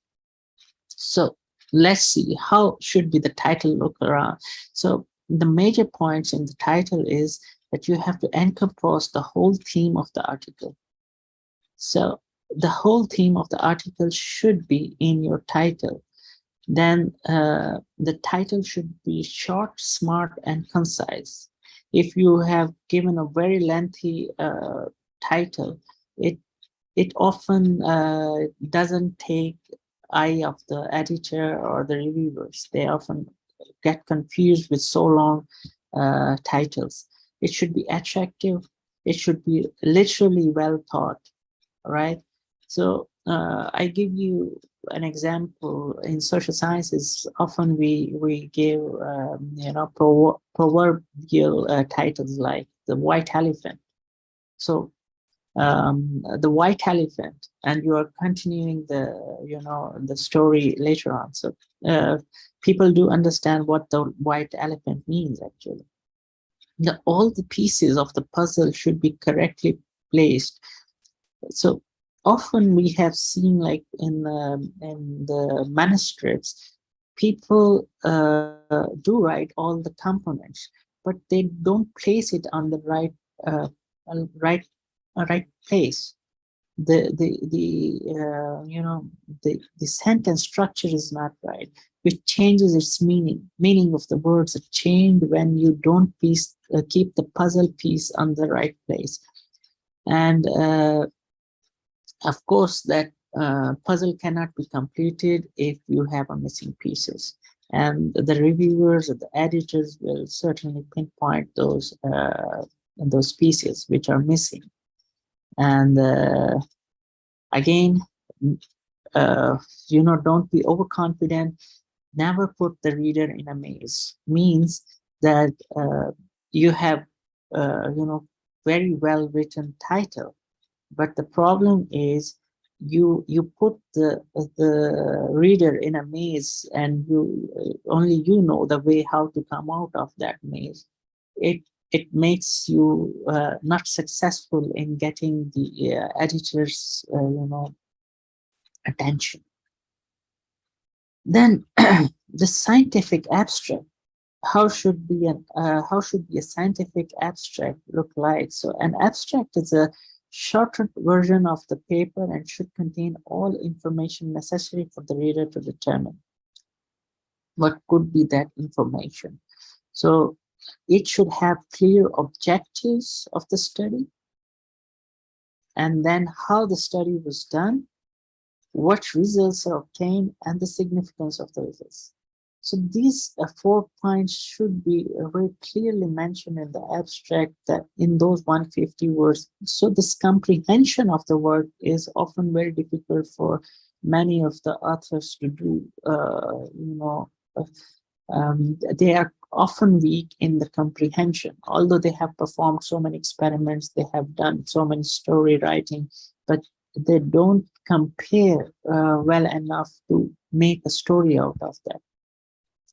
Then frequently readers of scientific journal will only read the abstract, choosing to read at length those papers that are most interesting to them. So that's why the scientific abstract writing is very important, because most of the people first would like to see, okay, what is in the abstract. If the abstract is attracting the reader, only then he can go through your all published material, and it can improve the chances of your citations as well. So if you're what the editor is looking for is, if I am going to publish this certain work or research, will it get citations? Because this is where the journal stands for. If journals don't receive the citations, that means that work has not been recognized by researchers, scientists in that field area. So what editor is looking for is for the citations of those works.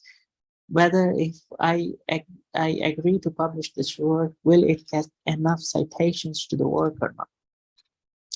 So although it appears as the first section in a paper, most scientists write the abstract section at the last. But for me, I often use a way to write the abstract first, because once I have made a story in my mind, then I am very easy to go through all the paper and write down the abstract.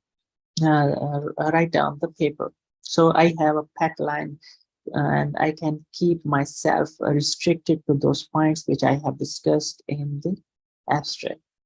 What I have seen in many of the people who are submitting the papers, their abstract gives so many points, but when we go through the paper, most of the parts that they have discussed in abstract are missing from the the original paper. So that makes no sense for an editor to agree to that work. And it also gives an impression that might be the paper is not being carefully read by the authors themselves.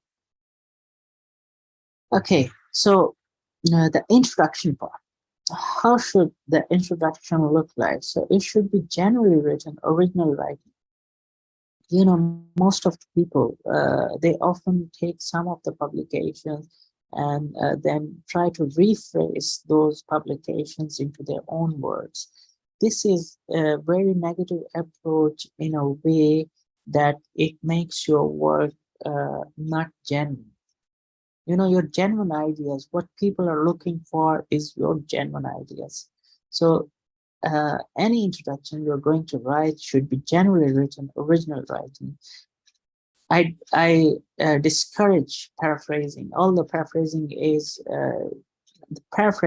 only encouraged in people's writing when you are going to review some works from them. So just paraphrase to remove the similarity, but that still come under some kind of prejudice. So that the paraphrasing work should be properly cited, that you have taken this material from, you know, ABC journal. The beginning with the universal facts and the backgrounds. The introduction should have the beginning with universal facts, so people know that, okay, this is the factual grounds, and now the middle of the detailed logical, the middle should be with the detailed, logical, and up-to-date review of literature. That middle part is often very important for where you are going to discuss the people who have been working in that field for a long time. So we do understand the limitations and the advancements that you have made to the scientific community. The logics in the study should be very strong. So any study that doesn't go with the logics, naturally an editor or the reviewer, even if the editor passes in the review process, it would be rejected. So yeah. Any questions? Okay, so excuse me, Dr. Khan, just to remind you that you still have 3 more minutes left. oh, okay. So the logics in study in the end of your own findings should be there, and then in general, originally written 800,000 words are enough for the introduction section. So the scientific methods, materials. The section provides all the methodological details that should be incorporated into your paper. I would go in a bit quickly because the time is short, maybe. So the most important point that when you are going to publish your work, you should know who is your audience, for who you are going to write your specific publication. So if you know your audience, you will be more good in writing and building your story. So scientific and technical writing is never a general purpose, but written for a specific audience, that is the community who read a particular journal or study a particular subject. And you must adopt the style and level of writing that is appropriate for your audience. Study them as they are manifested in a selection of highly regarded papers and in the instructions for authors for key journals. And Next, show us, don't tell us, means what you have performed, your words should show us. Don't make bombastic statements that you have performed this, interestingly is like this. It should be to us feel that, yes, this work is interesting. If you say interestingly, it might not be interesting to me or to the other readers. So rather than telling the reader that a result is interesting or significant, show them how it is interesting or significant.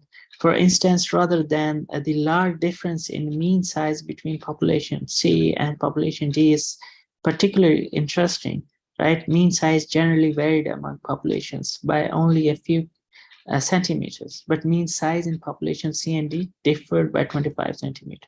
So this is how you have to show the data that seems interesting to the readers and the editors. So thank you very much for giving me time, and I keep myself, bound to those 20 minutes. Thank you Well, very much. Thank you so much. Okay. So now we are in the question and answer session.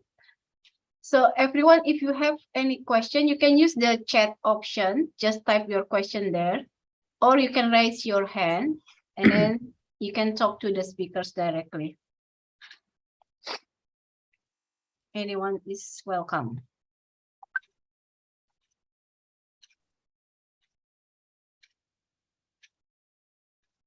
Okay. Okay, we have. Okay, from this is what I see in my screen. So from Indonesia, he's some.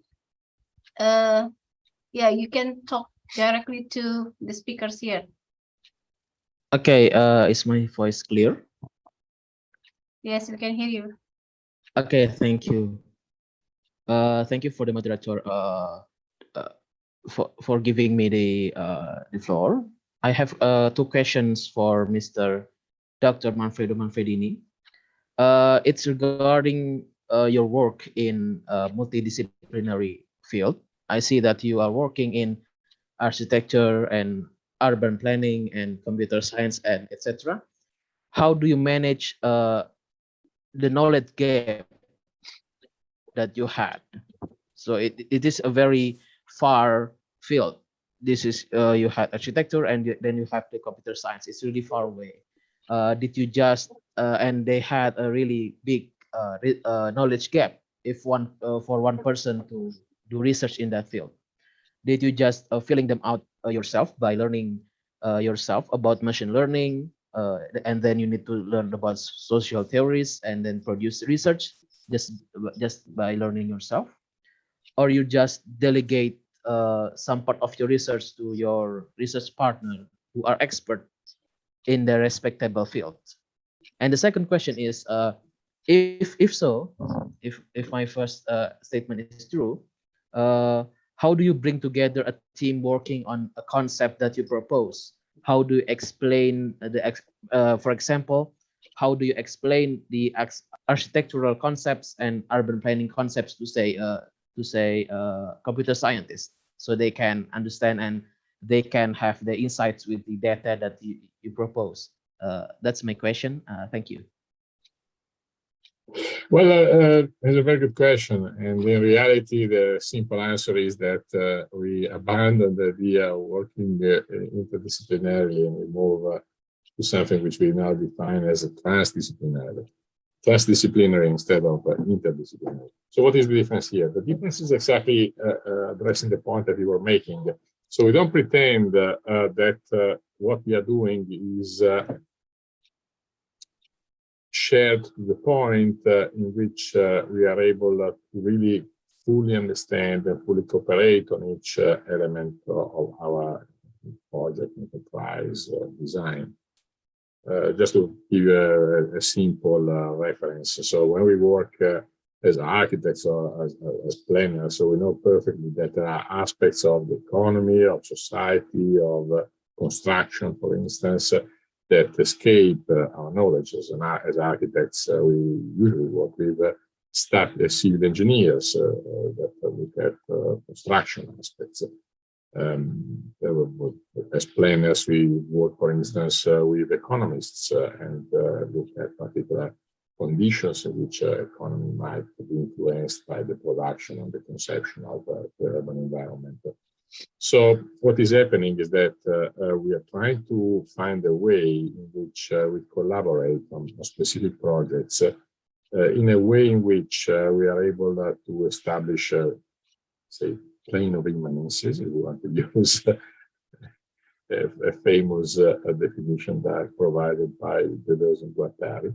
So essentially a common language, a common setting of problems that we try to solve. But the way in which we try to solve is not trying to, as I was saying, delegate something or particular processes to other, or to pretend that we are able to work together on each and every aspect of that particular problem that we are trying to address and solve. So what we're trying to do is essentially trying to find a way in which, through dialogue and through cooperation, we address and propose problems. So we address problems and propose solutions for problems that eventually result into new problems and eventually results in new possibilities and dialogic dimensions that, well, in some cases don't find solution. In other cases, actually just bring about new viewpoints or new opportunities for our disciplinary work to develop. So I don't know if this gives you an answer, but in reality, the thing is that I know next to nothing, even on my discipline, but very little about machine learning. So I can't code. I have a sense of very basic usages of coding. But what is important is that by spending time working together on some particular aspects, we are able to increase or to augment the possibility of our action on that particular problem or topic.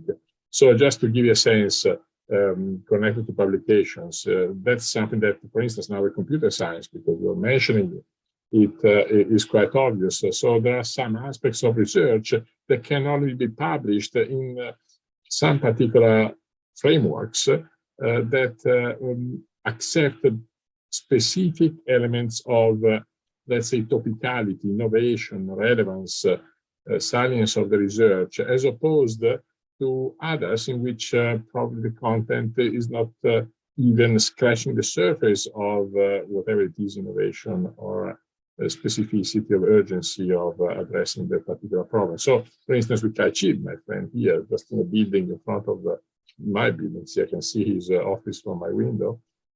Sometimes we write things that might be suitable for instance, journals in a particular area of urban sciences, or others in exactly computer science. And that has to do simply with the focus. So he, of course, he would write the ones for computer science. I would write the one with urban science. I hope it is answers, but I'm happy to further articulate if you need to do so. Yeah, thank you. I think that's so fast. Thank you. Okay, thank you. On my screen, I see another Indonesian. I'm Fahrul. Over to you. Thanks. Okay, my name is Muhammad Rizal from Indonesia. Thanks for the presentations from first and second speaker. And I want to ask two of you. For the first speaker, my question is, how you allocate the time for create many articles or leader of articles and etc. How to allocate your time in many years because in many years, because this slide is very impressed to me. Okay, and for the second speaker is the introduction. There is no paraphrasing.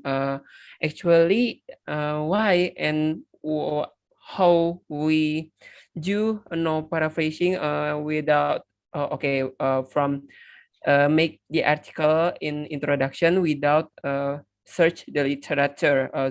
We don't paraphrasing it actually how to can create it. And for the last for the second speaker is what's the example of the story building before we get the history of the problem, because many journals I can say that the story is seldom to me to search it actually. Thank you.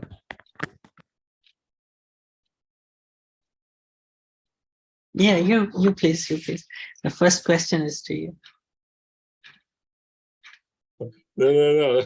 I already told that the first, I won't be able to answer the first question, even because I had to disclose that I spend most of my time sitting here where I'm today.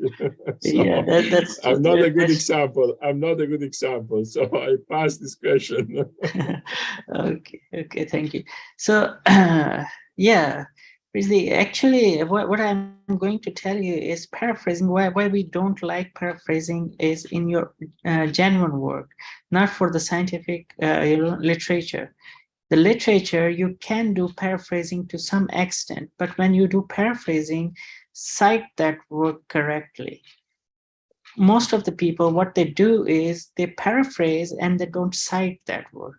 They don't put the citations from which journal, from which scientists they have reported that work. So most of the people, they miss that point and they take it as their own writing. So we discourage that point. And the second question that you phrase is about the story building. It depends on which subject area you are in. For example, for me, the major question is for example, I was working with reproduction.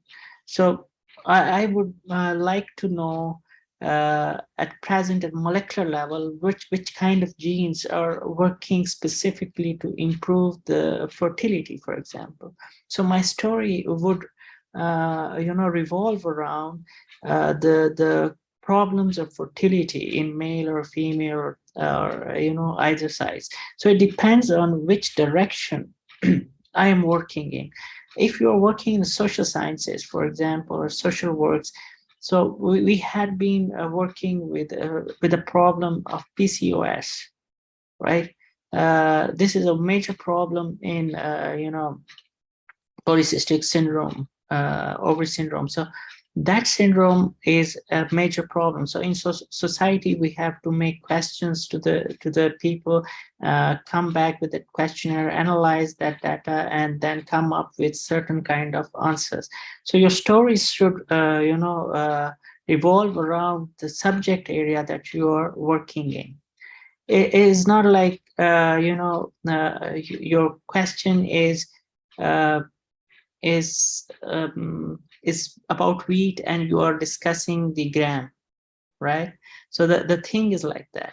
So your introduction, your abstract, and your rest of the material should be pointed towards that one major biological or social question which you are raising in your, or attempting to answer in your publication. I hope this answers your question. Okay, it depending on subject area, yeah. Okay, thank you. There are quite many questions in the chat, so I will just choose some here. How to write an attractive title for our paper? This for both. Oh, yeah. Says, yeah, first, Professor, you may discuss.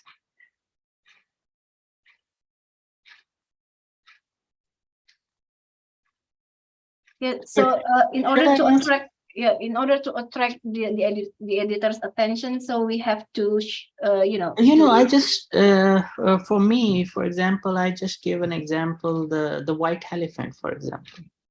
I just give that short title, the white elephant. So it's a proverbial kind of title.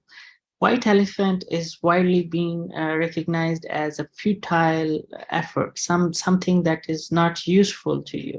So this kind of titles do attract people, the short and concise. Sometimes in science, for example, if we are looking for, this is for the social sciences, but if in science we are looking for is an article title that contains, for example, the genes, then it should relate to the pathway and it should be given an outcome of that result as well. So this is how we define an attractive article, which encompasses the complete story of the article.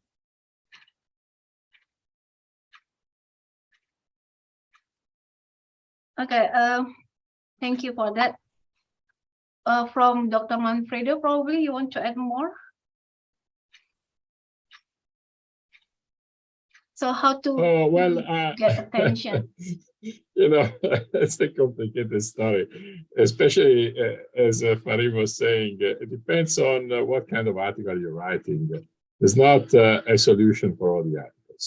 So there are some articles that tend to be descriptive. In this case, probably you tend to make the article understandable from the very start. So not just making a clear abstract, but also a title that immediately identifies the area, the field, the particular topic, the particular thing that you are addressing, the particular you want, element of innovation that you're taking. But of course, in other cases, you might want, when you're writing articles, for instance, in human sciences, you might want to really highlight and create a sort of discomfort in the author, in the reader, that exactly is encouraged to read at least the abstract, to understand what it is that is meant by some particular aspect. So what I'm saying now is that, particularly as I was saying in human sciences, we tend to use some form of terminology, some terms, some form of some utterances and expressions that are very typical to some discourses, and this cannot be translated in a sort of natural language that is general and generic for each and every reader. So what that means, it means that you might introduce in the title some elements that are very specifically identifying, like anchors, identifying the realm, the environment, the discourse, and the particular area that is engaged in the presentation. But it doesn't mean that that particular thing is self-explanatory or at the same time attractive. So it's a fine game that you have to do, and every time essentially assess what it is or evaluate what it is best for your article, and even in which journal you're publishing. That's also to be taken in relation. So we know perfectly that it is common in our fields to submit a manuscript to a journal that being rejected, submitted to another one and being accepted.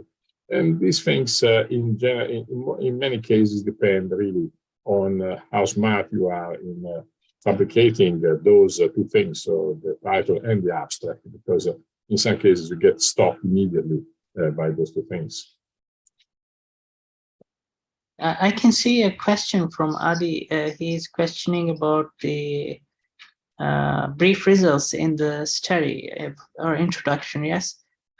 So yeah, you have to add the concluding remarks in the conclusion of the result of the introduction part. That is often the last part of your introduction, and where you have to write 4 to 5 lines about your research part in introduction, conclusion. So actually conclusion is divided, introduction is divided into 3 parts, in my opinion. The first is the background, the center is the body part, and the conclusion part. In the conclusion part, you can refer to your own results and discuss how it is novel in your opinion to the present data available on this specific research area.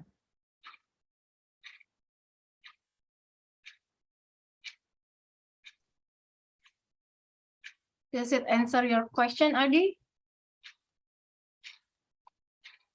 I hope so. Yeah. There is one more question here.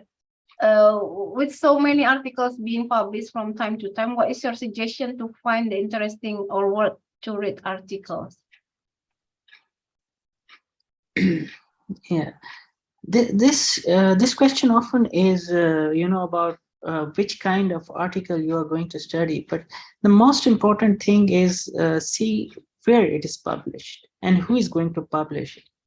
So the good journals, for example, in our field is, I often say Cell, Science, Nature. These are real good publishers, Elsevier, Springer. So whenever they publish the papers, it is worth reading it. So the information provided in that area is often, really interesting for us and open up new areas to work on with. So naturally, if you read from a better journals, you would certainly get a better understanding of the research area. And often I say to my students, before starting research or any work they are going to start with, they should read about the developments, the history through review articles. And a good review article will give you the background and the present status of the research in that specific area. That's very important. And if you have gone through all those review articles, opinion articles, or news and views, so you would be able to understand where and from where you have to start your work and what you have to understand. And in any article or any research area, first you have to do the preliminary work that already has been done. So we do understand to move forward from a certain point, you should have some preliminary data present, and if you can produce that, only then you can continue your answer problem question. You answer the problem question which you are going to raise. So for example, I was working with a reproductive driver genes. So my question to myself was, which genes, if they are truly overexpressed, they can help in improving the fertility or the conception rates or something like that. So it depends on which topic or which specific research area you're working in.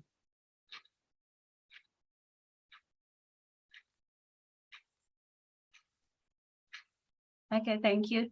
Hopefully that answered the questions.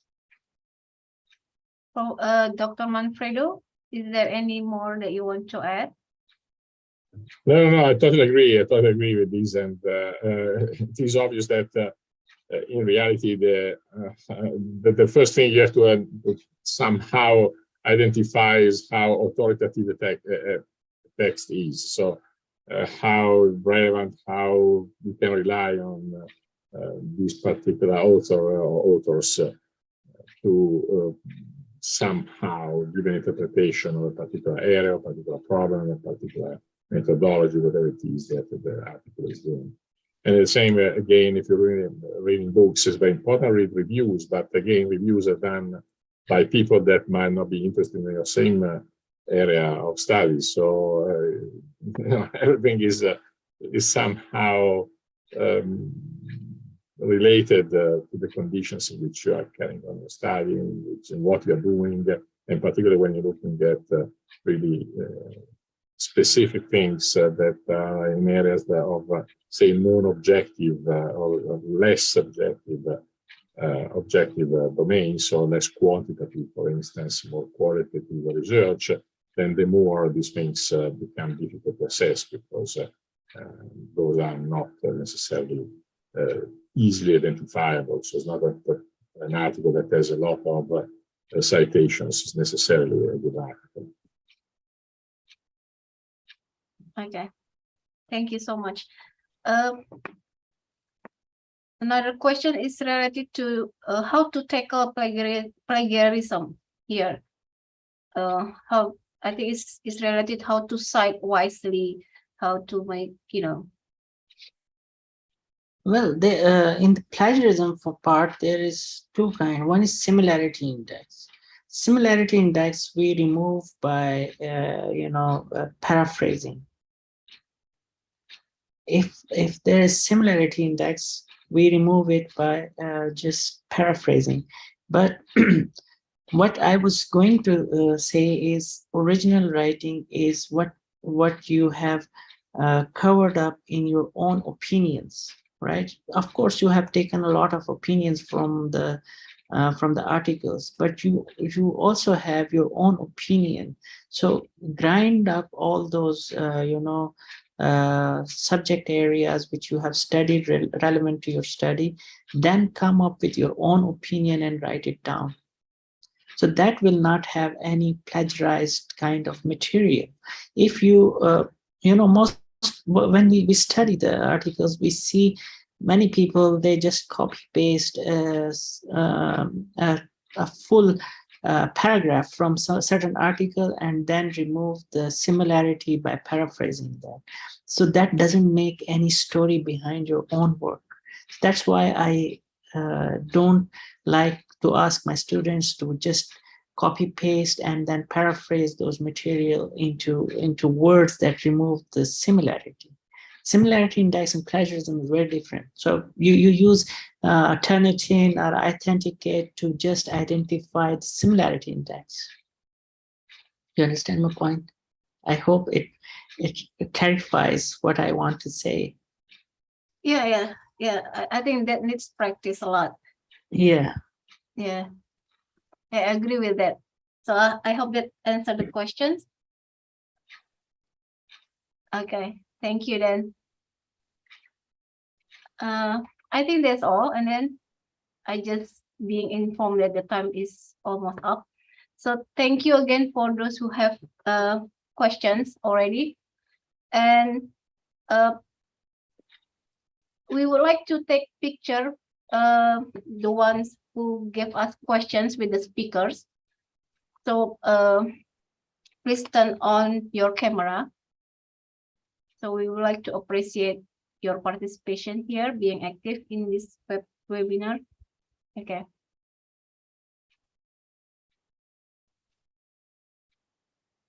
It should be more, I think.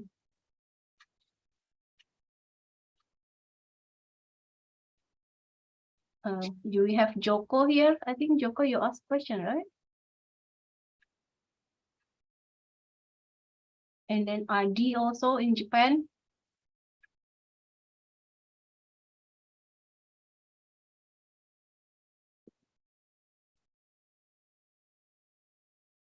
On this.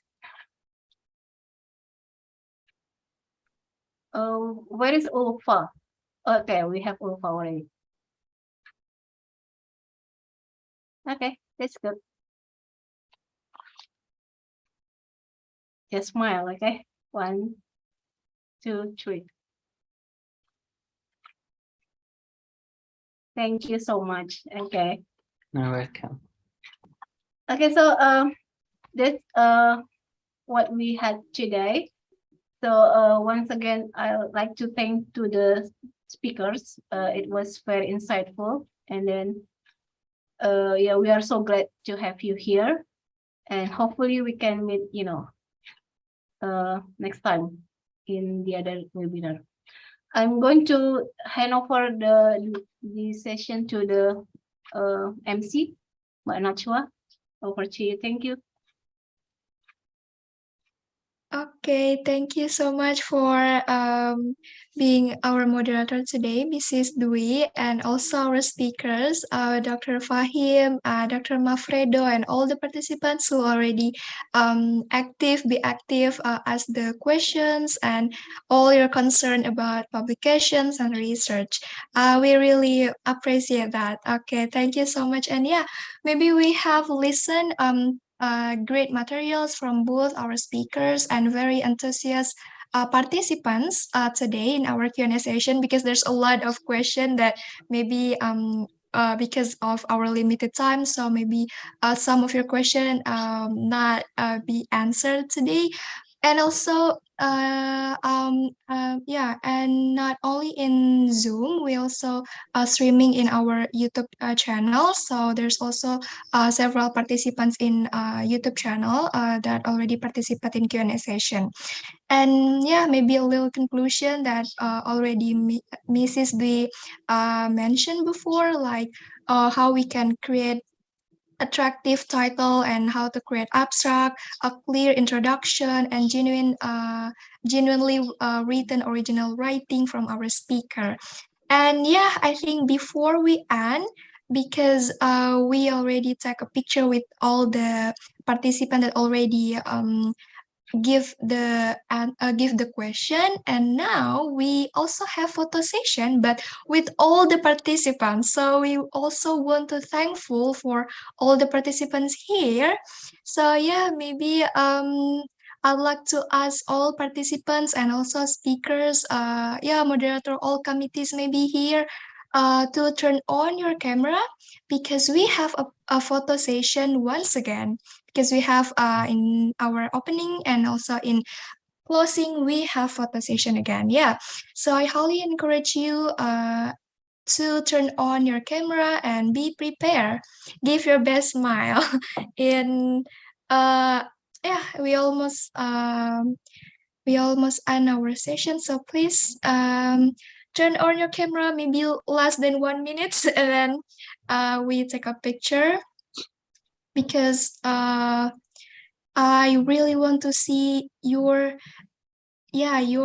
face, your enthusiast face. Like, you're already amazing. Your questions are incredible. Like I never even imagined like the questions and your concern. It's really insightful from our speakers, right?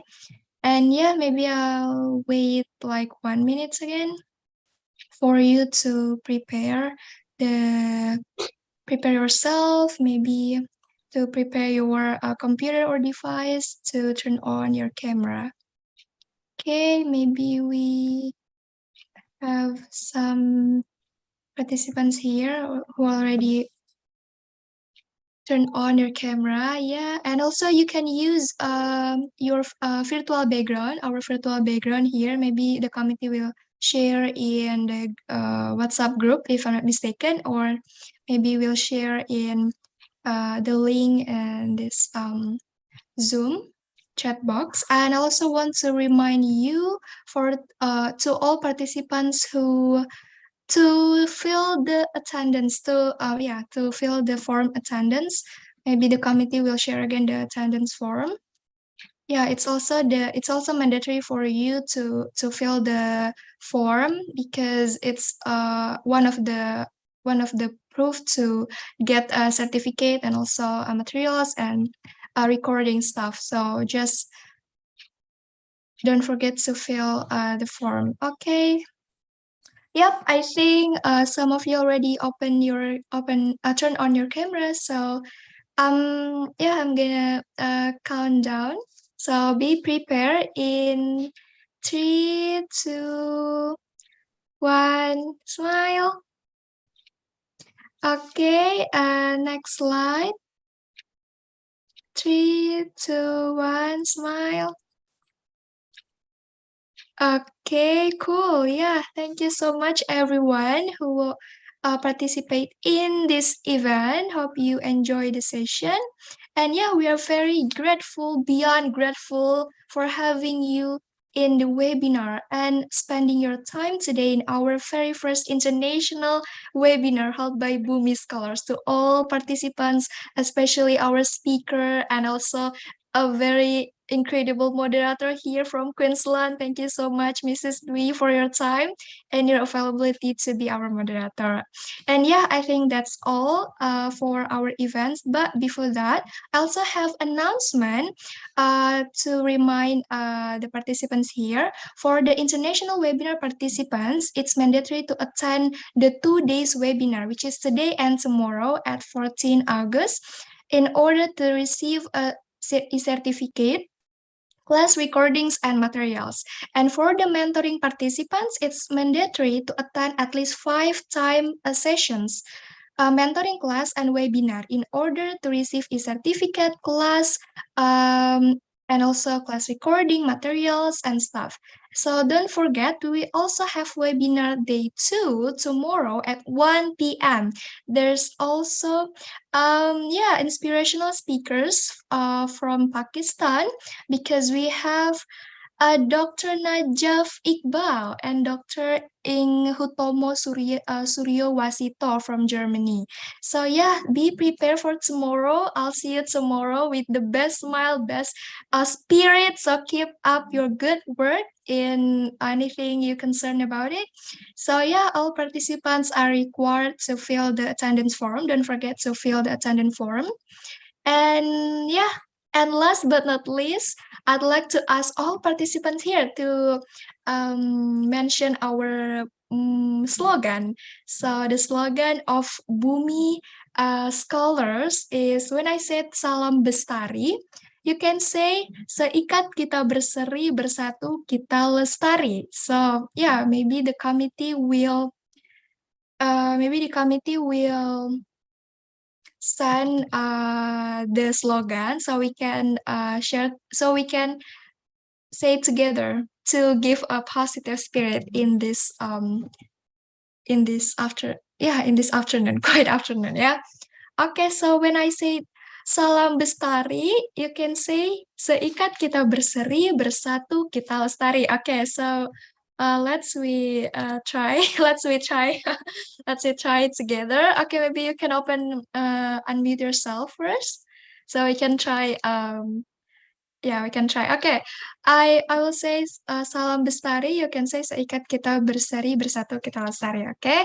Okay, cool. So 1, 2, 3. Salam Bestari. Seikat kita berseri, Bersatu kita lestari. lestari. Okay, very cool and very incredible and amazing participants here. I was really, really beyond grateful to have you guys here, all the speakers and everyone. And yeah, I think that's all from me. And thank you so much for your participation. And last but not least, thank you everyone. See you tomorrow and have a nice day. Bye. See you. Thank you. Bye-bye. Take care. Bye-bye. Thank you so Thank you much. all. Bye. Thank you, Bye. Dokter. Thank you, Dr. Thank you, Ngamihi Professor. Dr. Manfredini. Thank you, Dr. Mantini, Dr. Fahim. Seksi batu manikan diperjoget semua di kota dia menangis membengkak jula-jula membengkak jula-jula. Seksi batu manikan diperjoget semua di kota dia menangis membengkak jula-jula membengkak jula-jula.